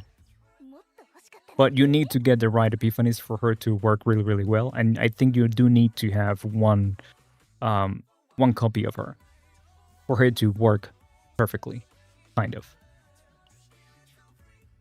No, it doesn't buff the card. I thought the same the first time that I was, when I first got into the game. Yeah, Tressa, she's really, really good as, as a 0 AP DPS. She's very low cost. She's if you like DOT mechanic, you have that going as well. Amir, I haven't really tried her out outside of my first account that I got her to level 20 and that's it. But from what I've seen, she's not good. And from what I've read, like she's supposed to be like a mitigation, like damage negation kind of tank. But I don't know. I don't really understand what the whole idea of her is. Like the decreased damage taken by 40% for one turn, decrease up to 3 mean or metallization. At least I don't know, man. It just adds a whole new mechanic that I'm not too familiarized with. Like metallization is when gaining a shield via an ability, deal defense-based damage. So basically, it's an offensive, defensive kind of character that it doesn't, and like it ends up not doing either of those things perfectly. Cassius is very good. Then you have Lucas. Lucas is not good. Lucas is only good with Luke, and Luke we already established that he's not good, so they're gonna be mediocre at best. But both of them together, I'm pretty sure that you can push with them, especially if you have copies of them. But it's just not worth it. It's just with how limited the resources are in this game, especially in like now that we're just starting out. I couldn't recommend anybody to build Lucas and Luke. It's just not worth it. Maribel, she's the best 4-star tank. She's kind of like a discount Magna. She's a 4-star Magna, that's basically all she is. Mika, they should delete this character from the game. She's fucking broken. Everything in the game, it's basically balanced around her, and it's annoying. Beryl, she's a really good sub DPS that her whole mechanic is retained, so you can just play her in a way that you just draw cards with this thing, and then you start to create copies of like this card and this card with this one right here, and then you just let them sit, and eventually when you have the chance, you use them and they do a bunch of damage, right? Because you can get cool epiphanies over here like 212% damage combo plus 100% if you can play with a combo, and they have retain, everything has retain, everything is perfect, Beryl is great,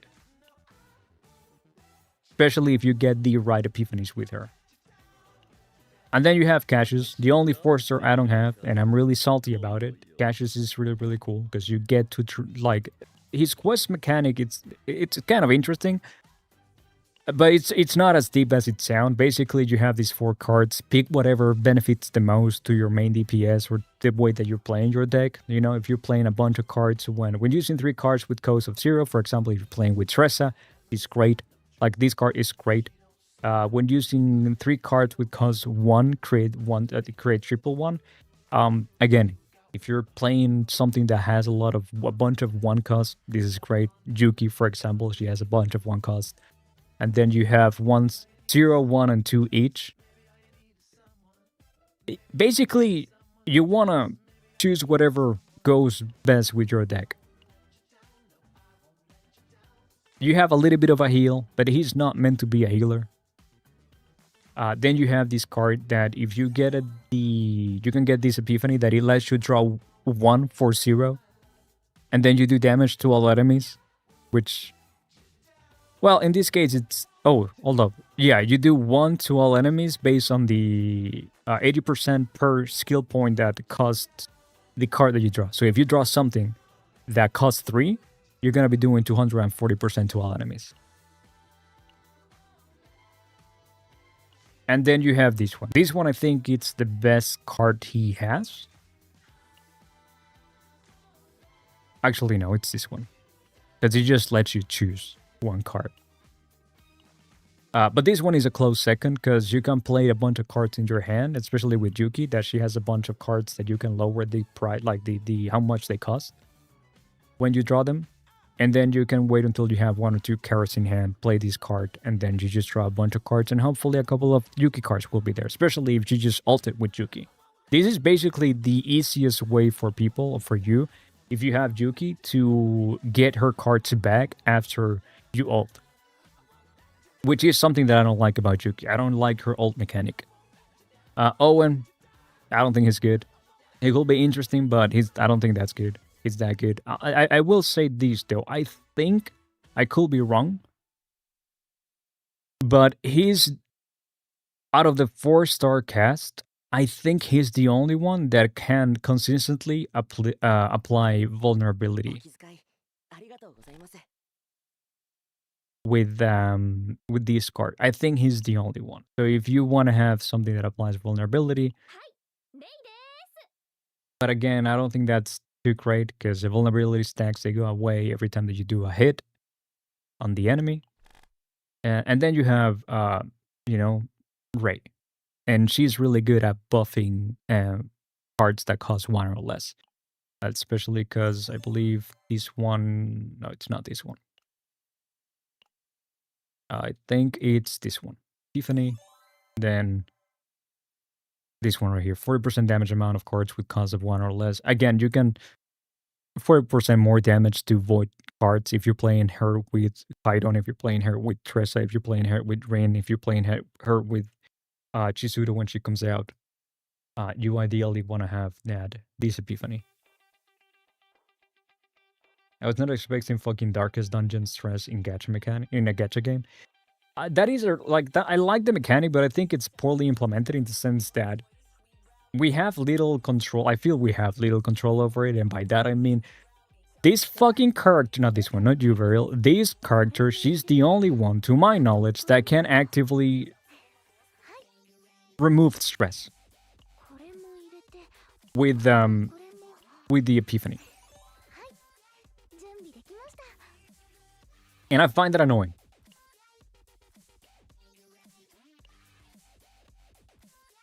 Hey Mogaka, how you doing? I find that very annoying, and also like the copy. The more copies you get of Mika, the more like obscene she gets. When Mika takes stress, heal to 100% once per turn. So every single time that you get hit, basically you're gonna heal automatically. You're gonna get a 200% heal automatically, basically most of the times. Increase level, like that's fine. And then you have this one here, add retain to source of water, created by the search card. So you can ult anytime, and you're gonna get the cards there forever until you use them. And then you have this one, which doesn't matter. And then you have this one. At the start of the battle, gain 2 wave. Which might not sound like too much, but if you have this, and then you have this card, add 1 initiation to the Deluge card, you basically can play this card for free. Deluge, Deluge, Deluge. There we go. Because you're gonna go to 3 wave, and then you're gonna get 1 extra AP. So this one will be free. But yeah. Oh my god, the 3-stream streak. I feel you've been on a 3-stream streak like 3 times now.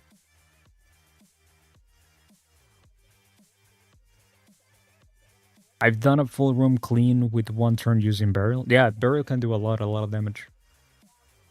Especially if you have copies.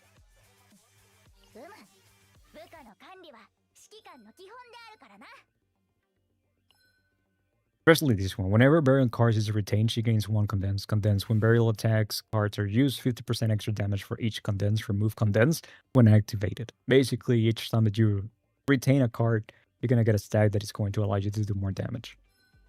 Which is great. Hey, Richard, what's up, dude? This is the deck that I have with my Burial. Again, let me show you.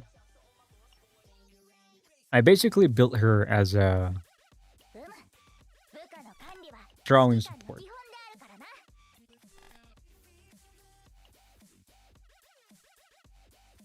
I got 3 of these, and 2 of these get +1 AP. And of course, this one, 160% extra damage retained. It's beautiful. Like, getting these cards, they allow for a big burst. The only bad thing about these cards is that they have exhaust, so they go away.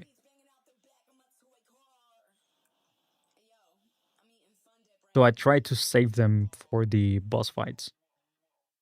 Well, I say boss fights, but I mean like when I'm playing the hyperspace of Basin, whatever it's called. Basin of hyperspace. Whenever I'm playing this thing. Let's see.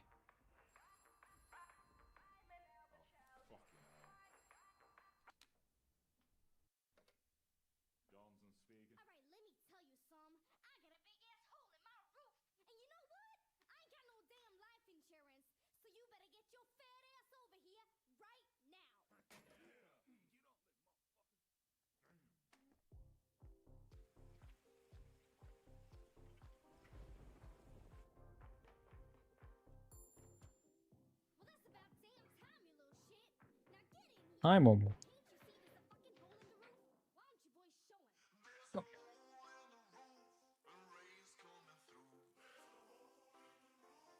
We got a cat.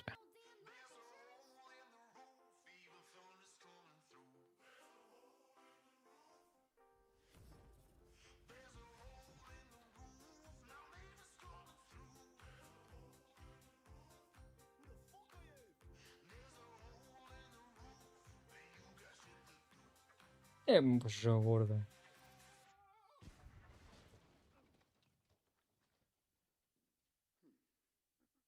All right, I think I'm done with KSR Nightmare for now. Let's try out the new Chinese game where winds meet. Now let's see how good it is.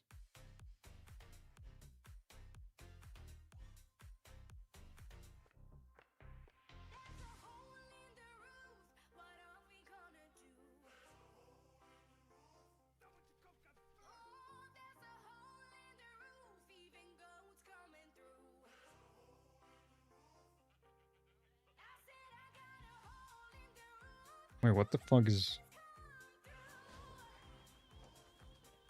Alright, I accept all. Well, I can't move it yet, so I'm just gonna add a new thing here. Gonna be a game capture. Oh, there we go. We picked it up right away.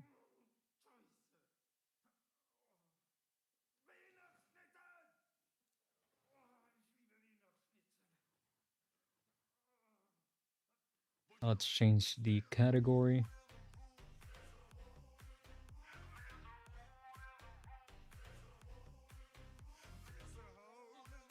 Oh, Momo.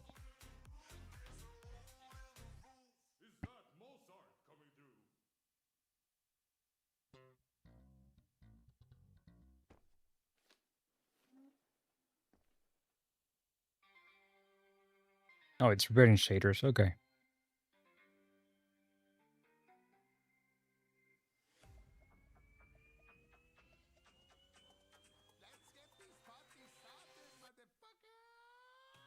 Dude, Momo is just chilling on my arm. Oh my god.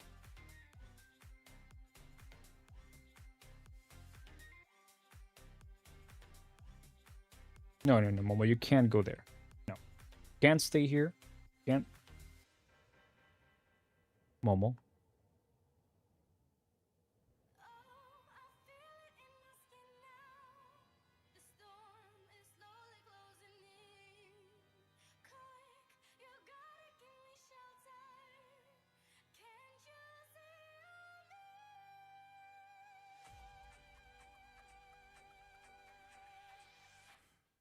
Can you type phone? Thank you.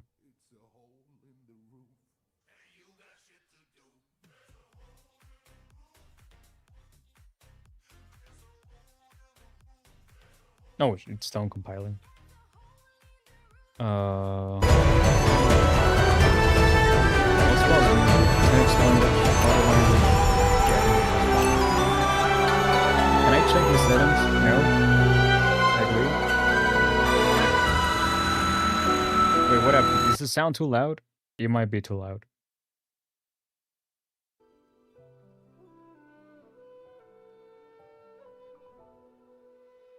Where can I check the options, dude? Yeah, I'm scared. My bad. I'm sorry.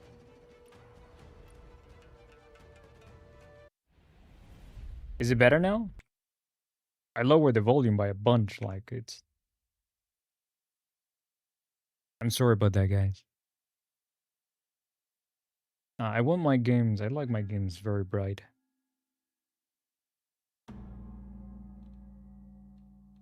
Select a guidance mode for exploration.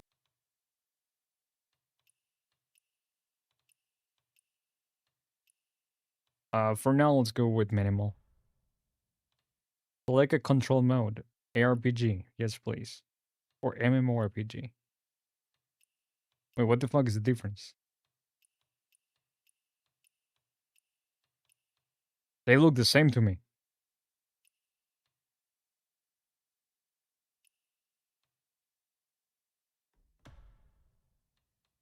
Select a difficulty expert. Oh. Hardcore. Should we do hardcore from the get-go? Let's do legend, and then if we like it, we'll go hardcore.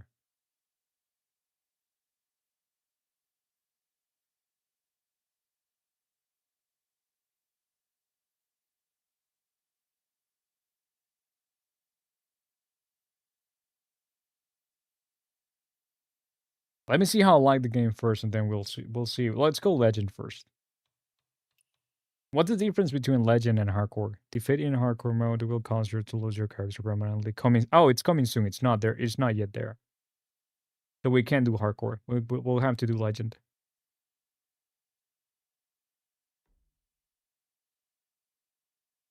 Unable to turn on extra time stop and assist prompts when enemies use skill.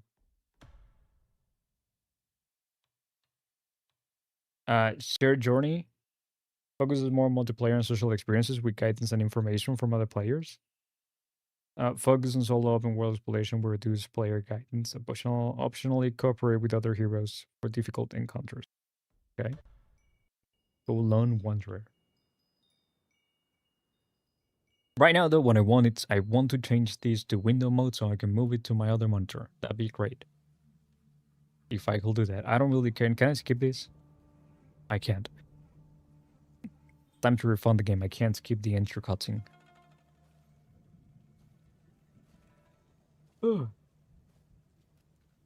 Baby time? What did you... Oh, okay, that's why. Dude, it looks like an old... Like, that baby's head was gigantic. Deng Shiji. Master J Hill. That awkward moment when you don't know if it's a guy or a woman. Even at the end of the road, a drink to wet your throat. Does he have a baby because of Death Stranding? Spring's bounty in Jiangnan tastes sweet.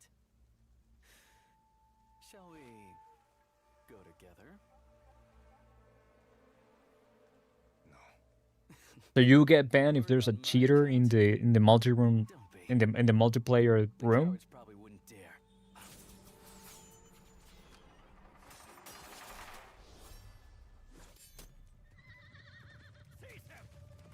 Can I skip this?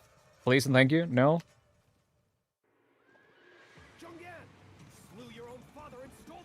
Ow, ow, Momo, you're clawing my knee. Can you not? Within that pendant must be quite something. Not now. Come on. After him! I'll let him flee with the dead one day!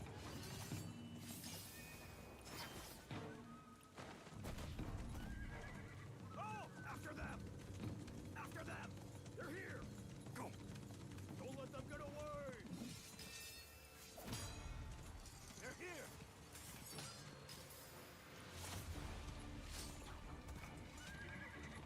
The whole world's after you, yet you still won't tell? You're one to talk. Still inviting me to Jungnan? What of it? The two of us against the world. What a delight! That was a very, very awkward jump. They even brought out the fire cannons. Can I... Oh, okay. I thought it was... But I was trying to do the Widowmaker thing. Quiet. Watch out.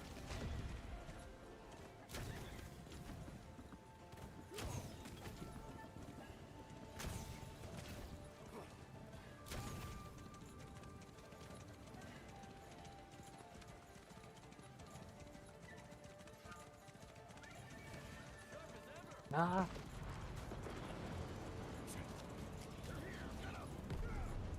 Even the Orient Pavilion takes interest? You're in more trouble than I thought. We'll see. Look at that. Jiang Yan, the stone-faced hero, finds humor in desperation. I assume it doesn't matter if I don't kill those guys.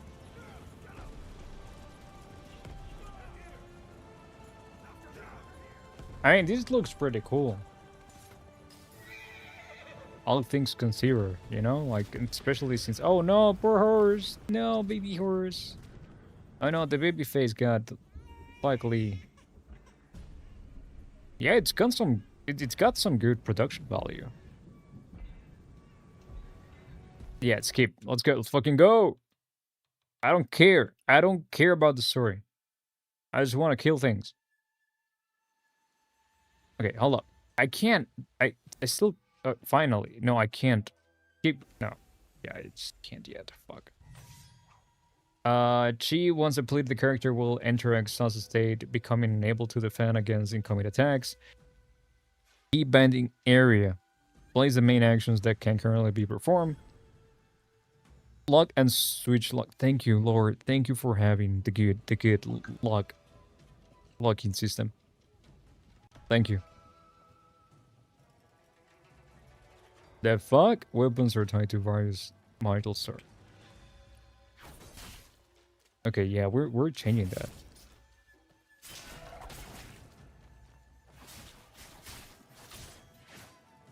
Yeah, we're definitely changing that whenever we have the change.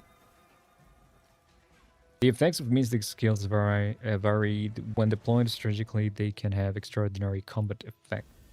Use 1 to 3 to cast spells.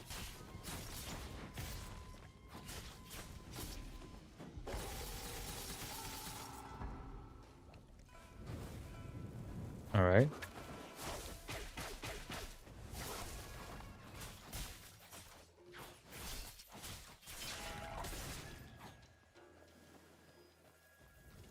Right.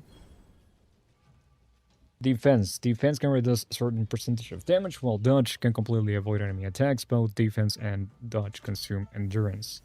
Use shift. Right click to defend. Is there like a perfect parry thing here? Okay. Okay, no.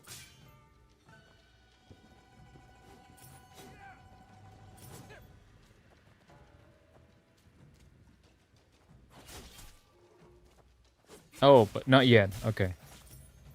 Here, press X to heal up. Deflection. Press E just before you're hit to deflect the enemy attack. A successful deflection makes you immune to the damage and also reduces the target's G. Deflect and counter red skills. Red skills cannot be defended against, but they can be deflected. Great. Successful deflection can deal a large amount of damage. Great. Undeflectable golden skills. Golden skills cannot be deflected and cannot be defended against. So basically you have to dodge. Come on, hit me. Hit me. Wait, how much is the window that I have for these?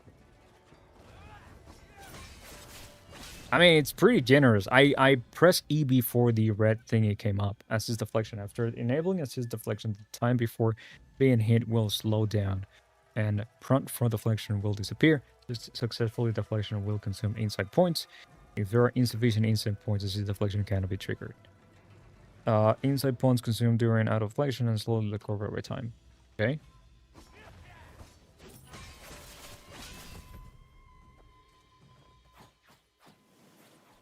Okay. Adjust difficulty. Enable assist. I don't know, dude. What the fuck do I do here? Story? No, fuck that. Expert. What do you think I am? After switching the difficulty, you will not be able to choose the legend difficulty again. No, wait. No. Then we stay, right? I don't do anything. I wanna stay on the legend difficulty. I don't dodge anything, right? Because right now it lets me change to either of these. I'm gonna hope that I don't have to touch anything else. Can I want to.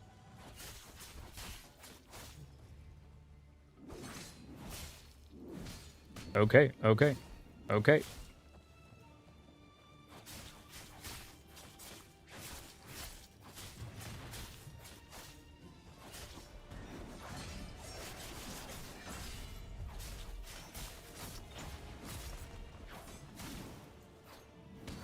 Ow. Okay, I don't like that they stagger, like, out of the combo.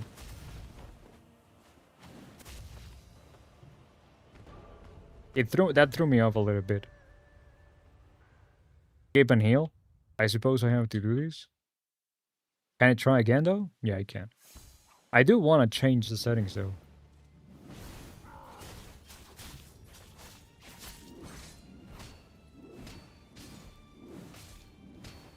Okay.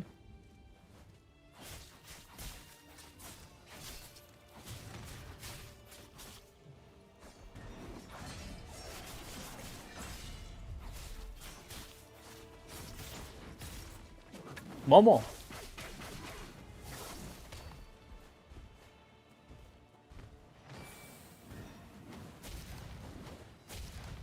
Yeah, I don't like the area of effect of those things. What the fuck?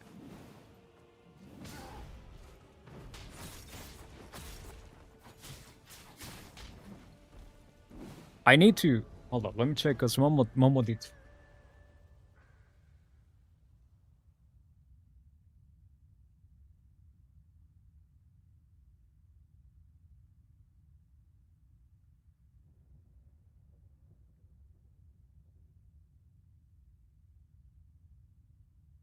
Dude, I wish that I could move this thing. And by this thing, I mean the game. It's on my tablet.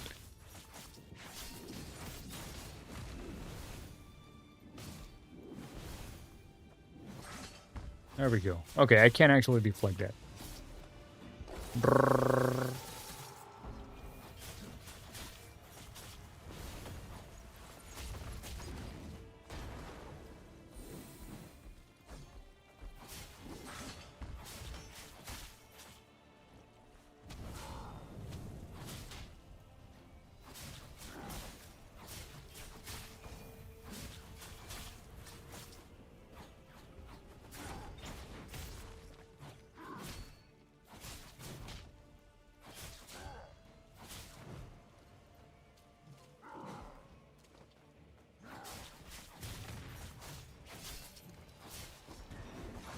Okay, the fake out. I mean, luckily you're not we're not punished for that. But I don't like that fake out. Jesus Christ, can I speak?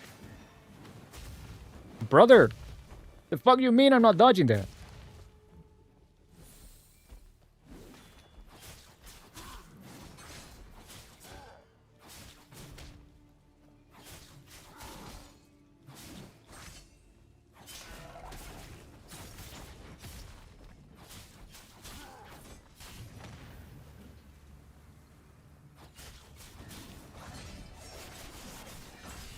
Oh, he's got another HP bar. Cute.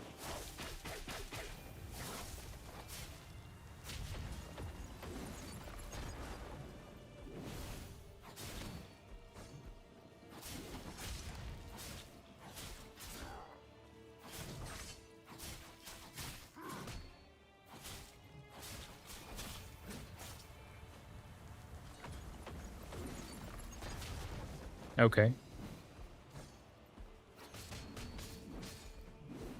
Hello? That was kind of funny. Okay, I'm trying to see if I can actually, like, block, like, deflect all those hits, but it doesn't seem like I can. Or maybe it's just a skill issue.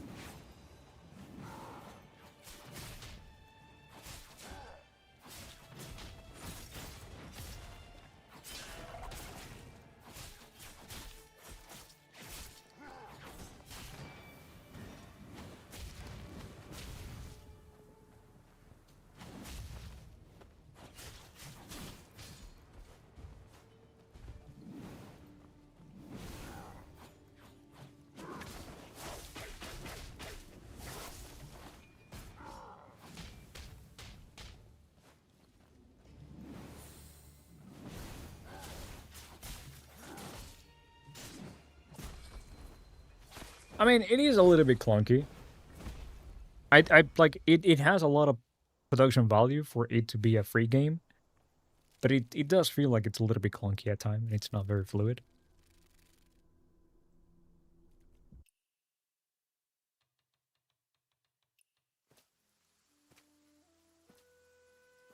Brother, I just wanna swap monitors. Can you please let me?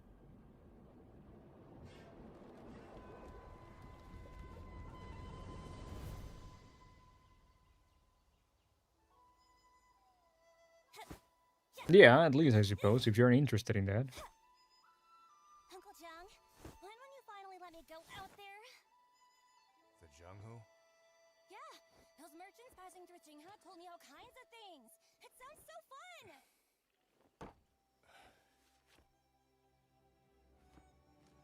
There's the 8 talents of Huda, the Northern Lions, and lots of new sects too! Oh, I heard some things move from every sect. Yeah, I don't really care about all of these. As long as I keep practicing, I know I can. I'll join you, Uncle Jung. Just like the heroes in the merchant stories. We'll roast Jungho together. The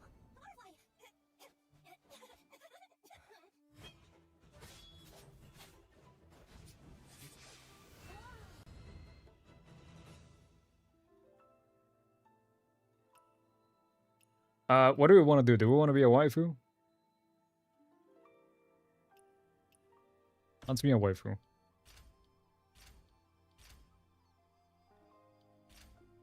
Yeah, realistic is fine.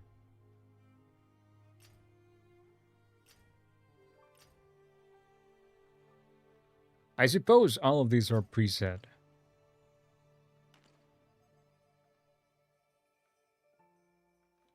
More customization. Let's see. Allow my yeah, sure. You can let Chinese people can listen to what I say all they want. Let's see. Record it. Let's see what it does if we actually, we choose a female character, but we use our voice, to see what kind of abomination it ends up doing.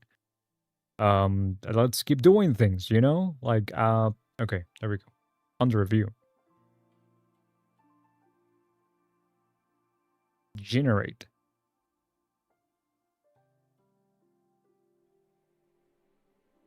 No.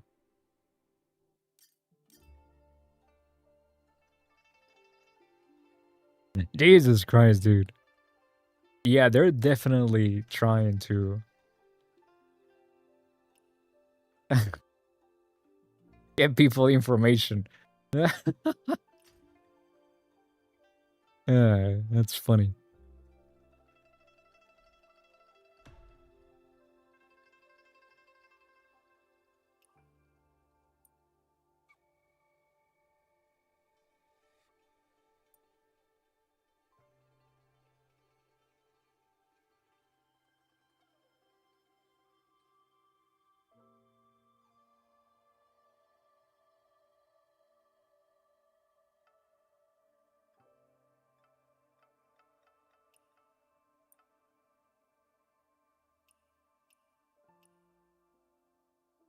Honestly, apple cheeks? Apple cheeks. I didn't know that was what they were called. Uh, Jin.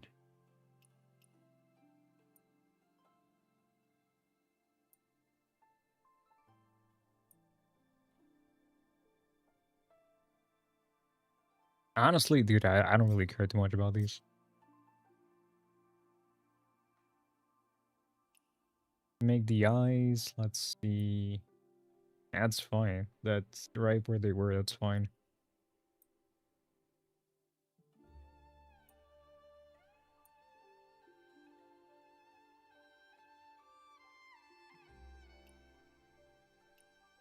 Brother, these feels like it's way too much.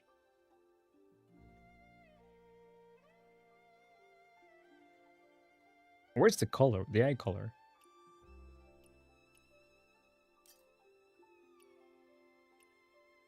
Oh, no, no, no, no, no, no, no, no, no, no, no, no, no, no. All of these. You can bring back the other one. Wait, what if I don't want to have any makeup?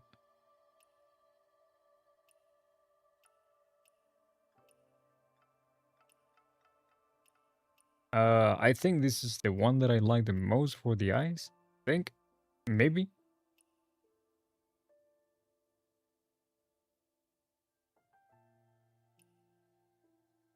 Oh.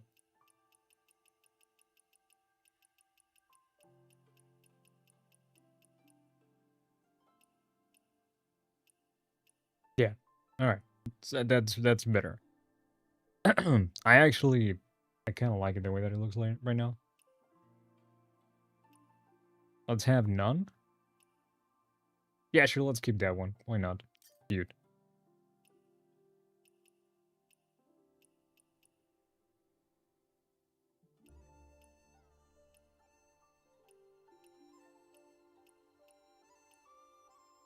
Nice of her that you can go bald. You can see all the polygons, all the polygons in the head.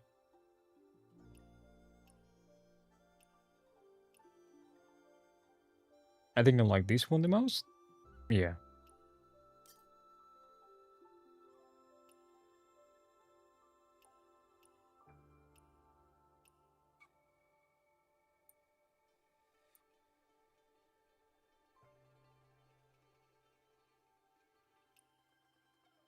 Honestly, that's fine the way she looks right now.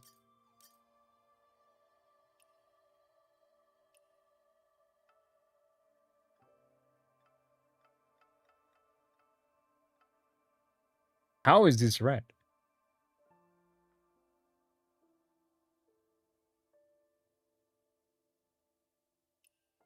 That's better. There we go.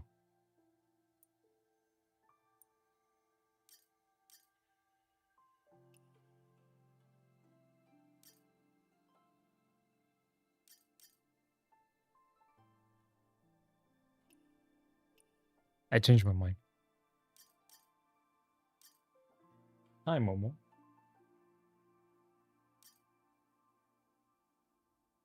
I think I'm happy with these. Yeah, I don't want to do. I just want to. Let me play. Let me do things. What else do we have to do? Face. And then outfits. Oh, Momo, come on, dude. Is there any body customization or did I miss it?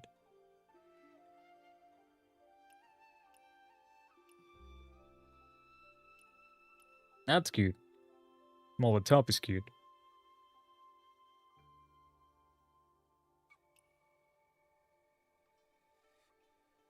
There's no body customization, right?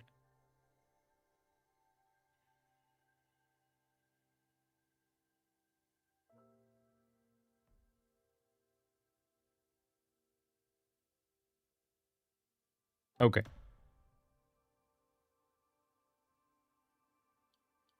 And this is just a preview of the outfits. It doesn't really matter what we choose. Very Blade and Soul-like. Let's complete and confirm. Yes.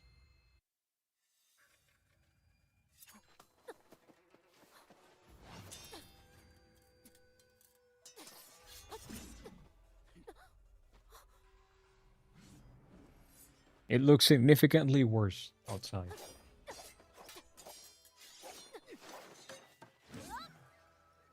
Like outside of the character generation screen.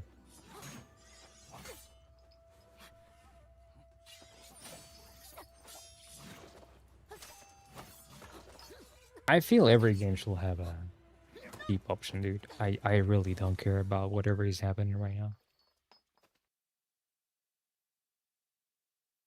Enter a name. Oops. Aspiration talent. Strong composition. Use this skill to the pitch pod to gain the tipsy effect shorten your aim time. Start with +2 inspiration. The gifts of gap. Yeah, sure, why not?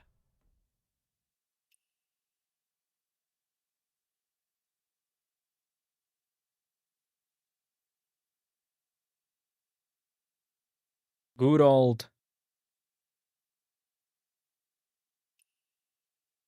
I mean, this must be taken, right? Yeah. Let's do 3x. This is taken. Oh my lord, dude. Why? I'm super bad at names.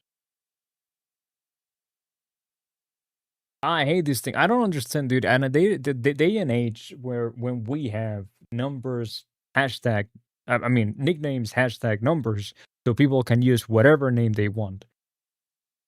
Why do we still have this fucking thing?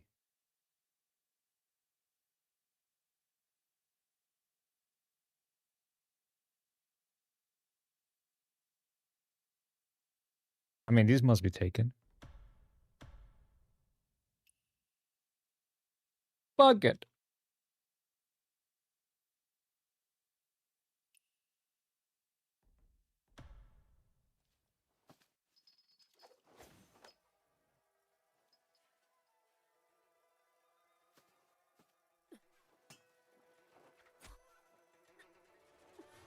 Oh no.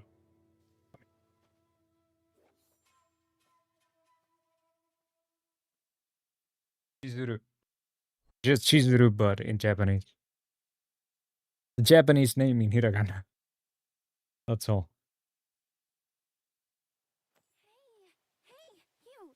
Come on, wake up! When can I play the game? Stop! You promised we'd go to the general shrine. Then you fell asleep. The man in black.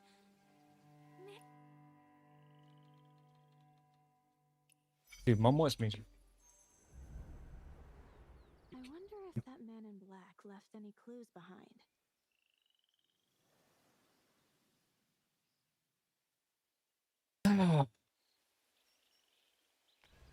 Can I finally access the settings? Finally.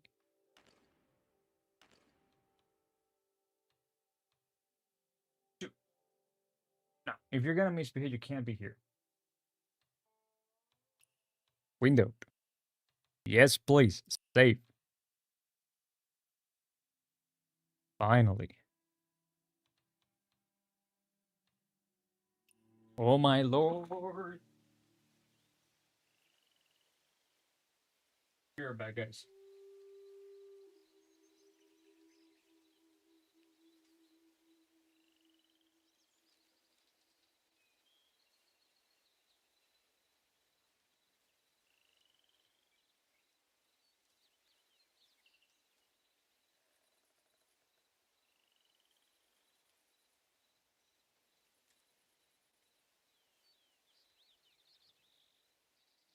Okay, I'm back. What else did I want to do? I think I want to change controller, then wait, keyboard and mouse. There we go. And then we have button settings. Can I change them? I can't. Great. Love it when games do that.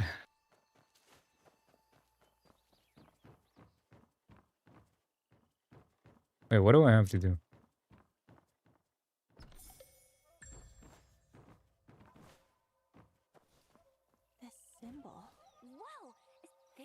some hero. The man in black took. I should look inside. What you looking for? Hey, look! There's a spear! A real. Careful.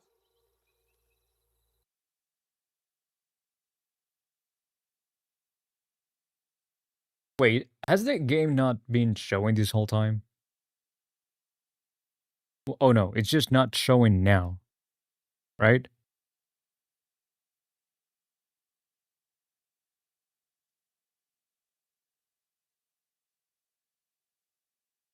Hold up. Let me see.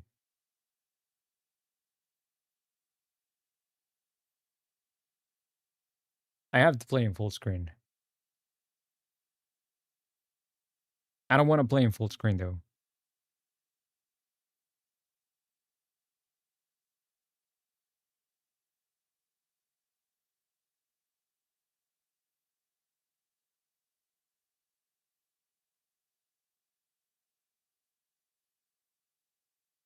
Oh my lord, I'm gonna have to play in full screen.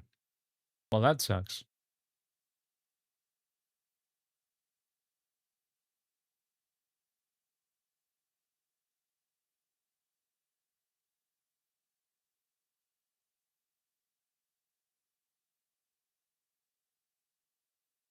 Definitely not these though.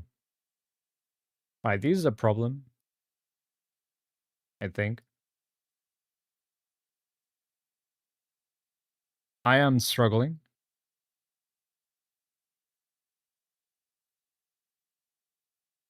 Very, very much so, because then that means that I'm gonna have to play on these other monitor, which I don't want to play on that monitor, but I suppose I'm gonna have to. Uh-huh.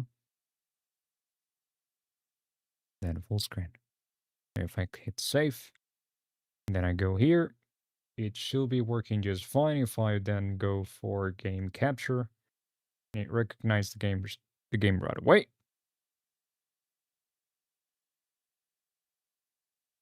But I didn't want to play in that monitor. Oh well, it is what it is. Let me lower the volume again. Okay, where do you want me to go? Inside the house. Take the table. Let me move Casual Labs from here to here. Letter to Uncle Jiang. Telling Uncle Jiang. All right, we're back again. Tian Ying? But he never mentioned the person who wrote this letter. Or Tian Yang either. I'll keep it with me. It might hold a clue to Uncle Jiang's whereabouts. Looks like someone has moved the spirit tablet.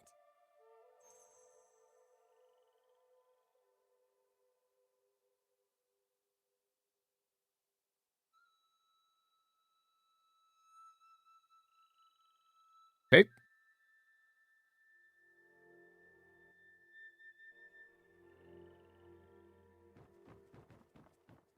The man in black just no use guessing. Aunt Han said she had important news to share at the first star banquet. I'm not talking to you. I'm still mad. If you keep going like this. That man in black. I'm not talking to you. I'm still mad. Let's go. We went through. Are you? There's no man in black. You do too, Lai. Now look. How about this? We have to pass the general shrine on the way back anyway. Really? All right, let's go now. What's this big announcement Auntie Han is going to make? No idea. Maybe she'll grant me permission to learn martial arts in the Jianghu.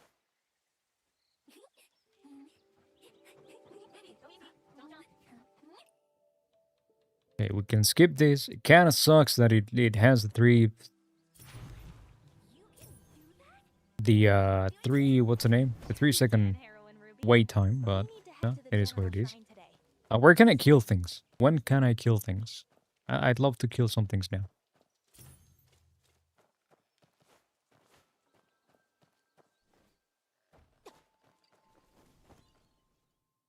Wow, the birds are so pretty. Can we take one of them home with us? Not in a rush.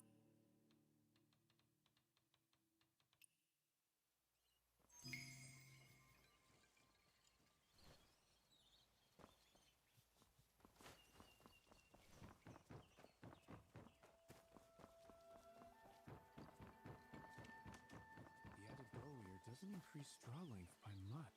Arrow accuracy is also yet to be determined. I'll have to test them one by Yeah, I don't have the patience for these things anymore. Do not attack the goose. Why? What's gonna happen if we attack the goose? Well, the inbound order. So, you're fine. We weren't hurt. Wait! Master said the Muller never at fault, because they always make up for their mistakes. I have a manuscript on archery techniques, a secret tome of sorts. Please, accept it as... Archery tip? Yes. That completely lost me. Wait, did you just say you spent years on this and you're simply... Disciples of the inbound order are... This The waters. While holding your breath, reduce the movement speed of surrounding targets by 75%. Consumes endurance every 0.1 second. Breath hold is disabled in co-op online modes. Scroll up 1 to switch to bows. Okay. The hell is this? Start shift. What? I don't know, man. I don't care. How do I... Okay, there we go.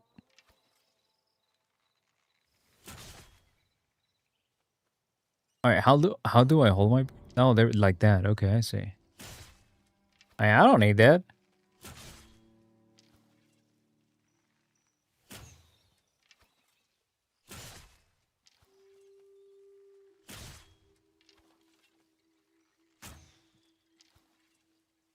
Kinda cute, the effect they have. Oh, come on. Come on. Let me hit you. I hit this. The fuck? Alright. This is weird. Alright, can I stop killing birds?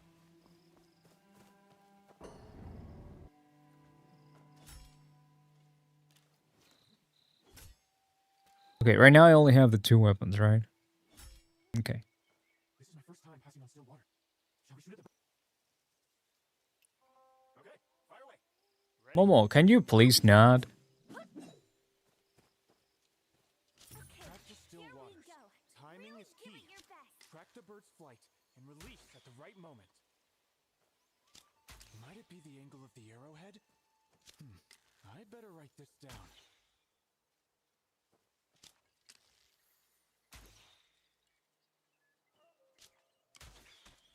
Alright. Just as I thought.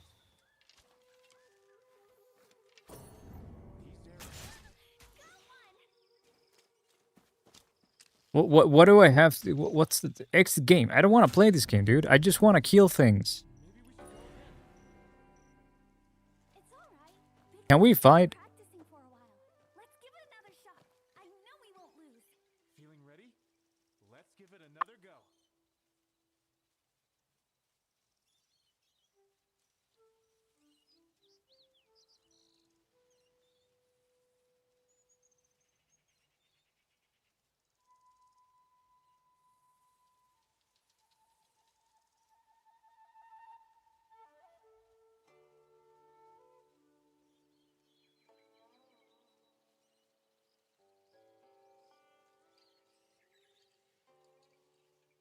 Alright.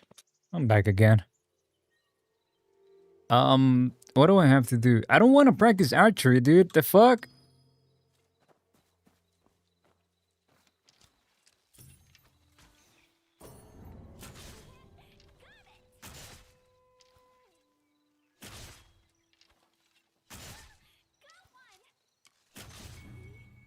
Really win?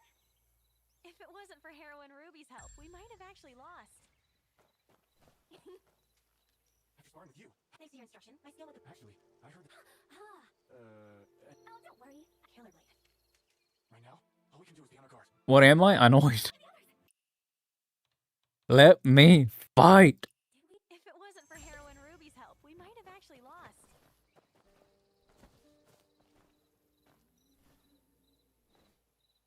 Thank you for warning me about Killer Blade, Big Fung. Until next time.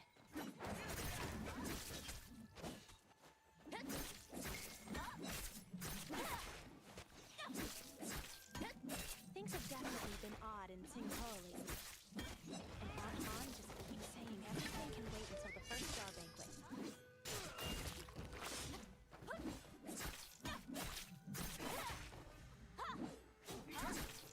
Okay, there's no jump attack, right? Well, no. What's the name?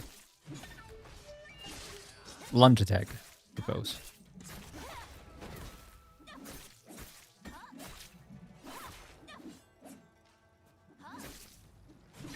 Don't forget R is your charge attack or whatever. R. No, it doesn't. It's not letting me right now. Maybe it's a tutorial. Not doing anything. Yeah, complete the whatever that thing is story.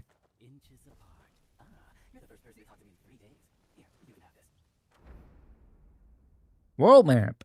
I don't know what that is, dude. I've never seen a world map before. What is happening right now? This is entirely news to me. I wonder what all those symbols mean.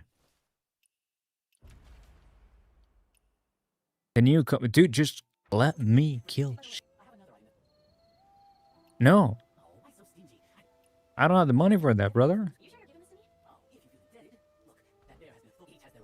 Okay, there's the bear. I assume he wants me to kill it, so I'm gonna go kill it.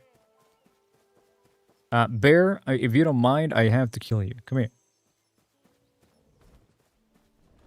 Can I just please kill the bear? The bear seems to know martial arts. Let me learn from it. Timing comprehension. Watch the black bear closely. Press the comprehend button at the right time when the golden rings appear to fill the comprehension meter. Filling your comprehension meter will help you master the mist fields.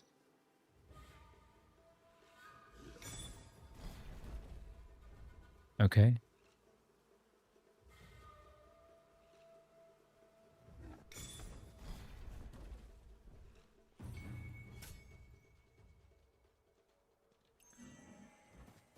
Alright, bear. Tai Chi. Out of combat gathers, falling leaves in certain areas and water creates ripples that send fish leaping in combat pools and whirls target the aim with the camera to hurl them, dealing a bunch of damage. Okay, blah blah blah. Especially potent against shielded enemies, shield bearing enemies. These units are protected from the front. When you hit with the dead, their shields torn. Great. Alright. Let's see. What are we doing here? Yet! I need to get to the shrine. Ruby is still waiting for me.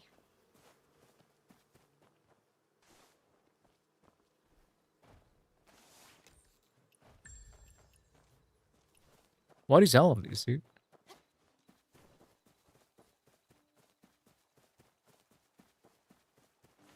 If Aunt Han had heard any word from Uncle Jung, she'd never hide it from me. I mean, the game looks kind of pretty, I suppose.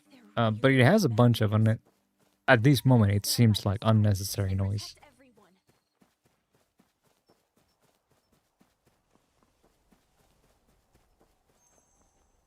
All this chasing for nothing? He didn't slip away, did he? And the tutorial feels like it's way too long. Hey, are you blind? Out of the way! It's a public road.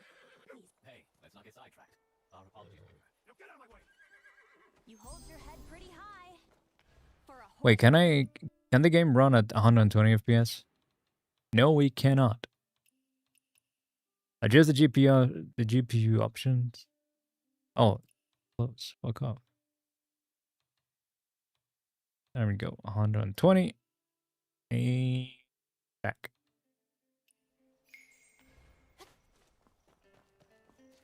It's not gonna run at 120 right now, I think, but might change a few settings here and there to make it run at 120 if I really feel like playing the game. The fact that I can't skip these dialogues, it's definitely not helping the chances that I played this game for long. What is it? What do I do? Dude, don't make me read. There's way too much noise on screen.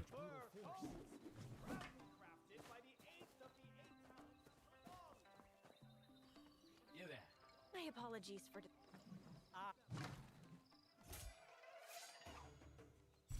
Exhaust the abundance key to learn points, to earn points.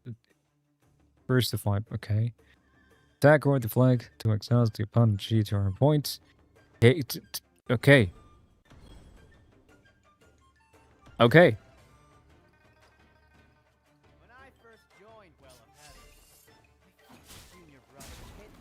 Oh. Why is everything so slow? Is this supposed to be this slow?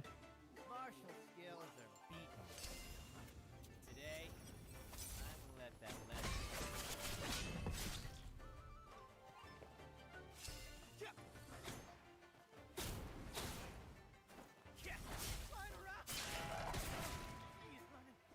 What's happening?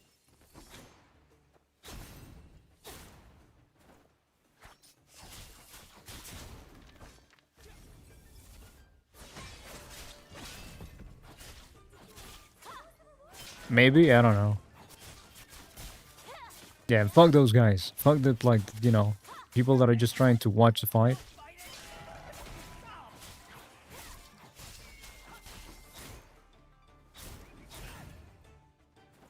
My wings, my blades.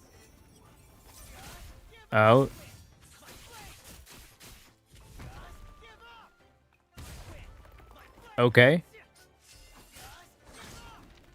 My blade, my wind, storm. My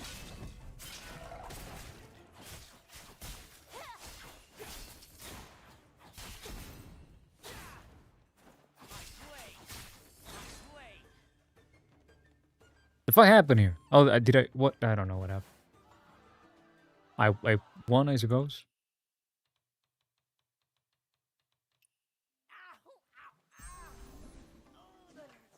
Get moving.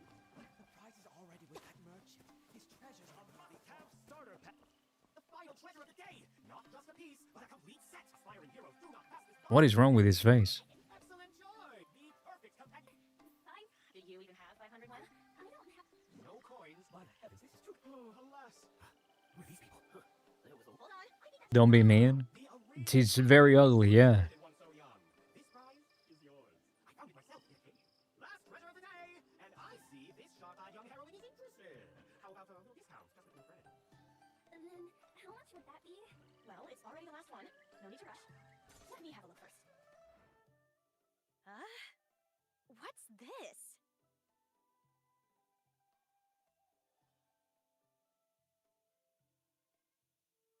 Ah, fuck. I don't want to. You I just want to kill things. That's too much to ask for. Where's the big demon that is like terrorizing the humankind here? Check on the person kneeling before the shrine. Beginning. My teacher is Where's the shrine? process. Big goose egg. Results. Who's kneeling before the shrine? Hello? Lesson learned. Never picking up goose eggs. She's writing. Random story 50,000 giving out trash. Nobody was kneeling. Set of Not as well as the prophets. If it's a fake, all yours. water and file gin. You better bring more.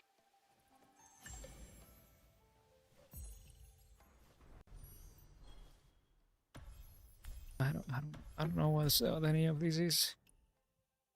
I don't care. Hello.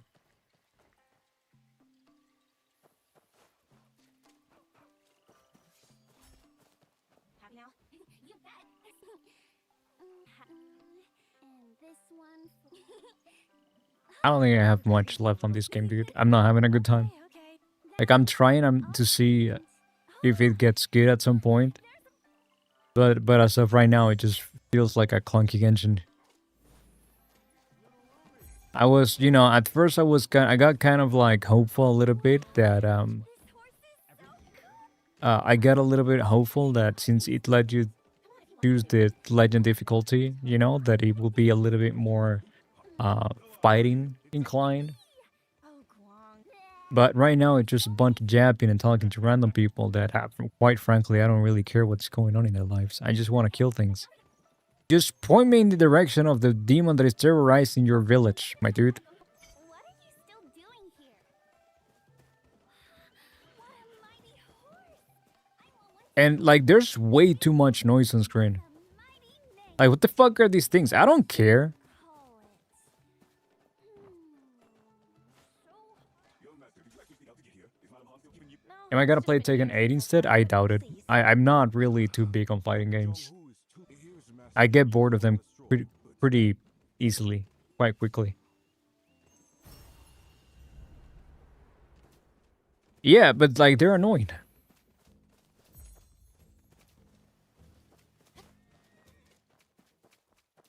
Beginning. My teacher assigned goose egg drawing homework. The only way I'm playing Tekken 8 it's if they no, there's a puzzle nearby. No, fuck that. That's it. That's it. That's it for me. I'm not gonna keep playing this game. Ah, fuck. Qinghe holds the first jar banquet every year. But this year, there are more Jianghu wanderers.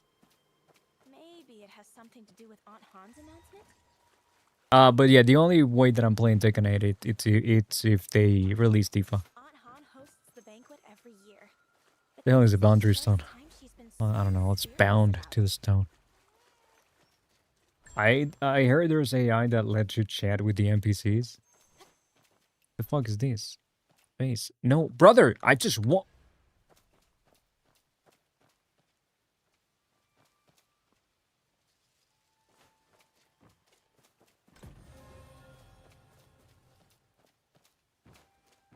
Especially Taken. I don't really like Taken. I tried like I tried getting into Street Fighter 6. I tried getting into Grand Blue Fantasy. Uncle Jiang? I did play those for like a Royal family? good amount of hours. No. But Postman at the ultimately I first just jar got banquet should annoyed. concern Like everyone, because right? that's the thing with those games. It's that you pick up a character, you learn 2-3 combos, like the main combos, and you just try to execute them perfectly. There's very rarely like improvisation thrown into the mix, which is something that eventually makes me bored of the game. And the fact that in the multiplayer like lobbies, since the games are designed that way, you are bound to find eventually people that all they do is just try to spam and abuse the same like we have the Rios that all they do, the Rios and Ken that all they do is Hadouken. We have the Kens that all they do it's just play back and then abuse the one move that it's OP and blah blah blah. And I'm not saying that those styles of gameplay are like OP or anything. I just find them annoying, and I don't like playing against type of um those type of players. Low tier Rosilla? What do you mean? Use them. What am I?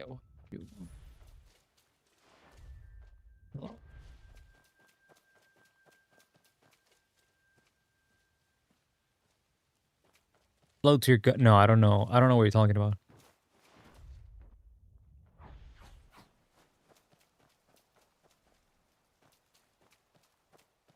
What am I supposed to do here? There we go. Fighting game meme. Oh dear, no. I'm not in the fighting game community. I never was. I was only in the melee community. That's the fighting game that I come from, that I played the most, and quite frankly, the only fighting game that I've liked. Melee, Super Smash Melee.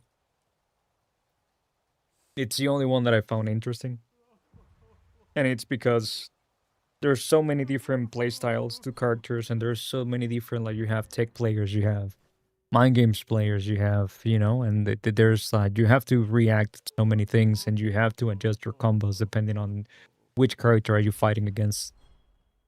Which is not something that generally happens in most side. What do you call it? Side fighting games.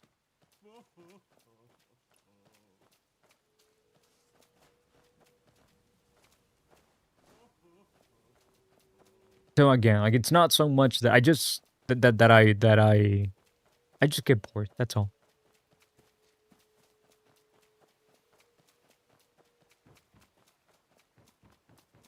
I don't think that it's not that I think that they're bad. This is just not for me. But I will play some of these games just for the characters. Uncle Jiang came to visit me? Never mind. Might as well tell her I rode home on a goose. I got Street Fighter 6 because I really like the graphics. And I don't mean like how cool the 3D models look. I just like the aesthetic of the game and the direction they decided to go with Street Fighter 6. So I bought it and I played it for about 60 hours, give or take. Grand Blue Fantasy, I really like the anime style. So I got it, and there was a character that I really, really liked. And, you know, I played a bunch of that character. And it was fun, but eventually I got bored of facing the same combos, same thing, the same playstyle over and over and over again.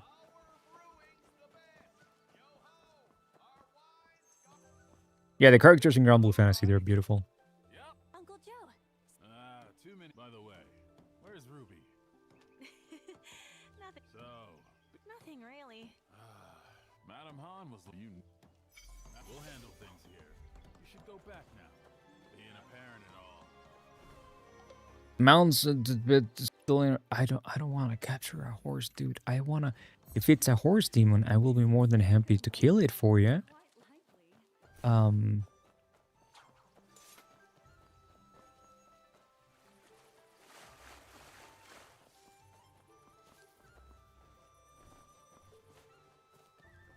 I'm not stealing a horse. I'm not. You know what? I'm done with the game, I think. Can I...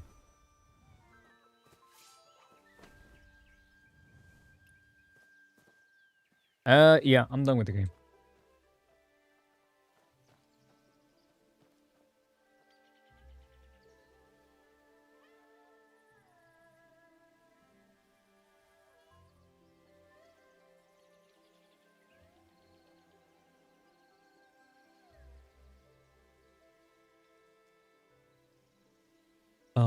Yep. Alright. I'm uninstalling this thing. Momo wants attention. I'm gonna get going. I'll see you guys later. Tomorrow, most likely. Stay safe. Thank you so much for the company. Thank you so much for hanging out. And yeah, really sad that this game... It's not what I thought it was gonna be. In so many ways. I thought it was paid, then it was free. Then I thought it was gonna be a good, like, difficult at skill monsters games. And it ended up being a Japping fest, like, hey, go to here. Go to there. Go blah blah blah. Pick these up. And it's just going to be a whole fetching quest over and over again. With a bunch of noise on the screen. I do think that the graphics, they look nice. Really, like, they look decent. They look okay. They run nice. They run well enough. Han get the money to You know, host it's the a good first take wedding? on Ghost of Tsushima, I I've never seen suppose. her You flaunt know? any wealth before. It looks fine. But I feel this should have been a full game. Maybe if it was a full game, it would have been a little bit more concise and a little bit more to the point. But the whole, like, go talk here, go talk there. You can't skip cutscenes. You have to watch all the dialogues. And you can't fight things, apparently. I mean, you can, but it's just like random trash. Makes kind of like whatever. For me. Alright, guys. Yeah, guys, have a good rest of your day. Good night. I'll see you guys later. Stay safe. Bye. See you tomorrow.